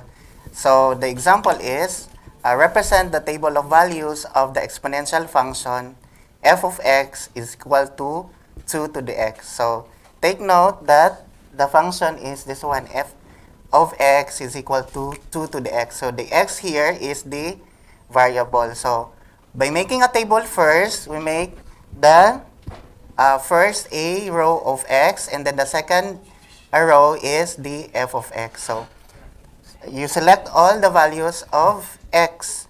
So you can have your own numbers or values, right, Sir Jeff? Yes. But in here, in our example, we choose the values from -4 to +4. So our values are -4, -3, -2, -1, 0, 1, 2, 3, and 4. And then you can replace these values of x to the function f of x. Okay, so first, our value is -4. So f of -4. So this is 2 to the -4. And in this one, by the laws of exponent, 2 to the -4 is 1 over 2 to the 4. And what is 2 to the 4? It's 16. Yes. So 1 over 16. So our first value, if x is -4, f of x is equal to 1 over 1 over 16. Next value, Sir Jeff, is -3. So f of -3. So this is 2 to the -3. Okay, so this is 1 over 2 to the 3 by the laws of exponents. And what is 2 to the 3? It's 8. So this is 1 over 8. So Sir Jeff, if the value of x is -3, f of x is 1 over 8. Next value is -2. So f of -2, this is 2 to the negative 2. By the laws of exponents, this is 1 over 2 to the power of 2. And this is 1 over 4. So if x is negative 2, f of x is 1 over 4. Okay, next, f of negative 1. And this is 2 to the negative 1. And by the laws of exponent, this is 1 over 2 or 1/2. Okay? If x is 0, f of 0, this is 2 to the power of 0. And we all know that any number raised to 0 is 1. So f of 0 is 1. Next is f of 1. This is 2 to the power of 1. And any number raised to the power of 1 is itself, or this is positive 2. Next is when x is positive 2. So this is f of positive 2. So this is 2 to the power of 2, and this is 4. So this is when x is 2, f of x is 4. Okay, let me borrow the eraser, sir. Okay, so let us have next is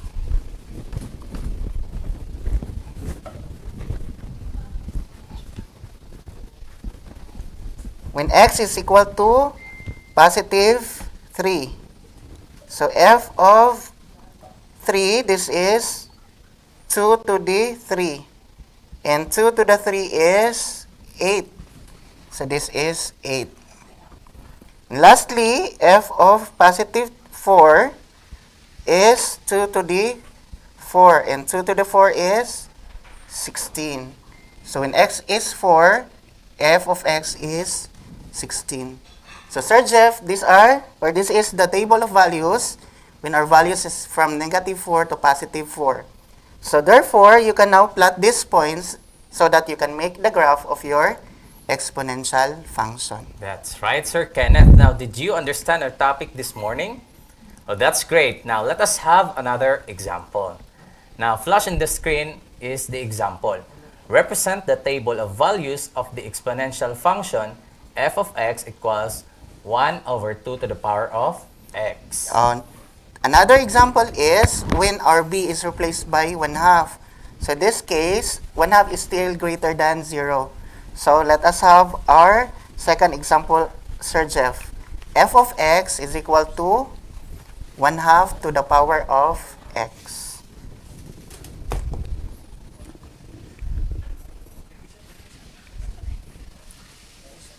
So stay tuned, learners, because we will be right back after a short break.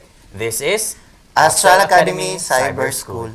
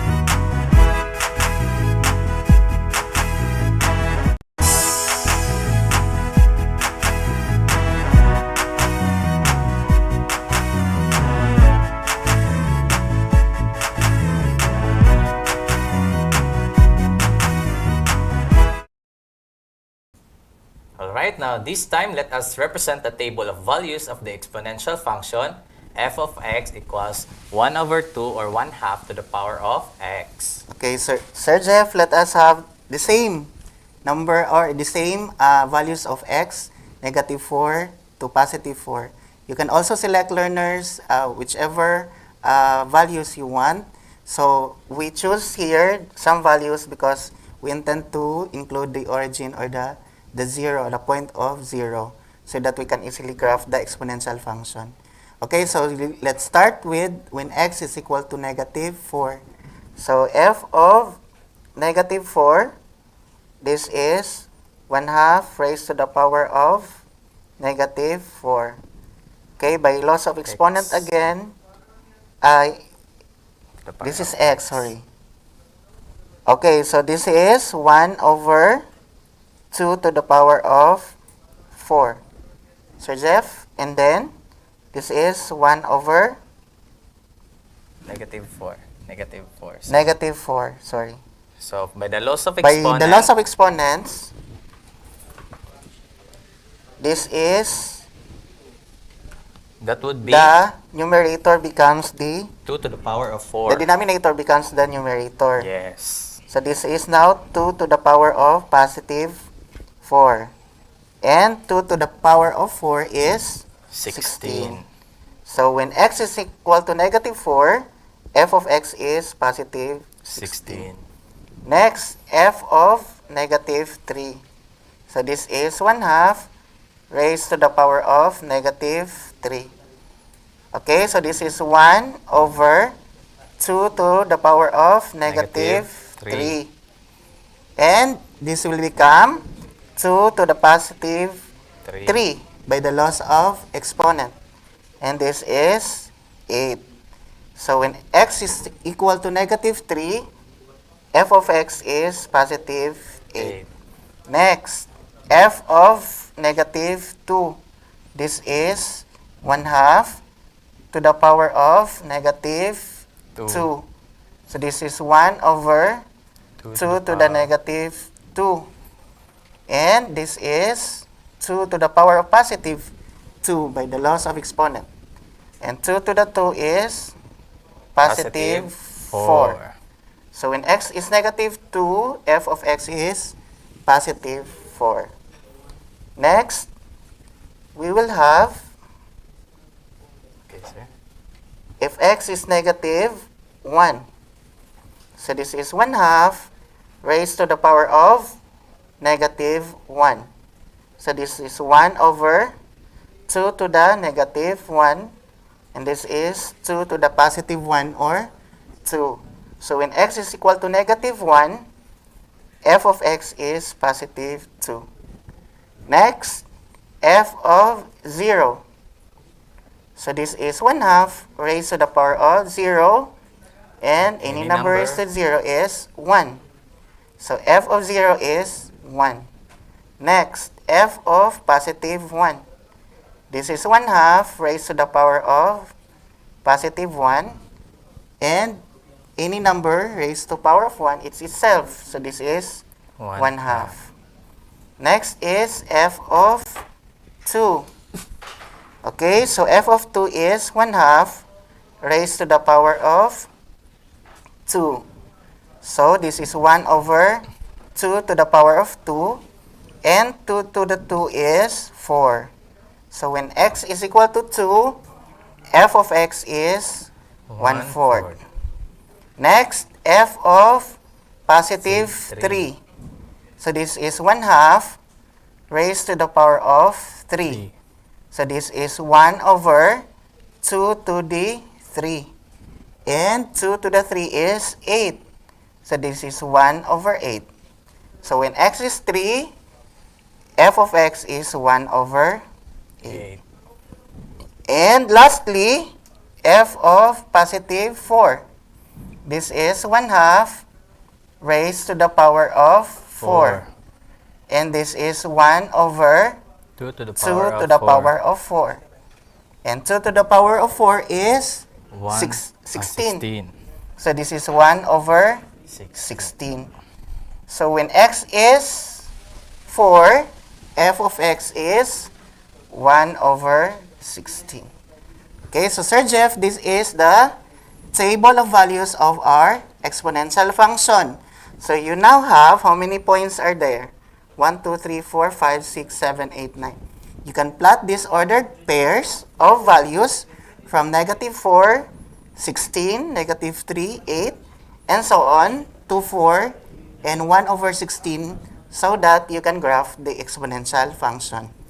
Yes, that's right, Sir Kenneth. And that's it for our topic this morning on how to represent exponential function in its table of values. This is again Sir Jefferson Gabutan and Sir Kenneth Perez Banglay National High School. So learners, do not forget our first senior high school attendance marker flash in the screen.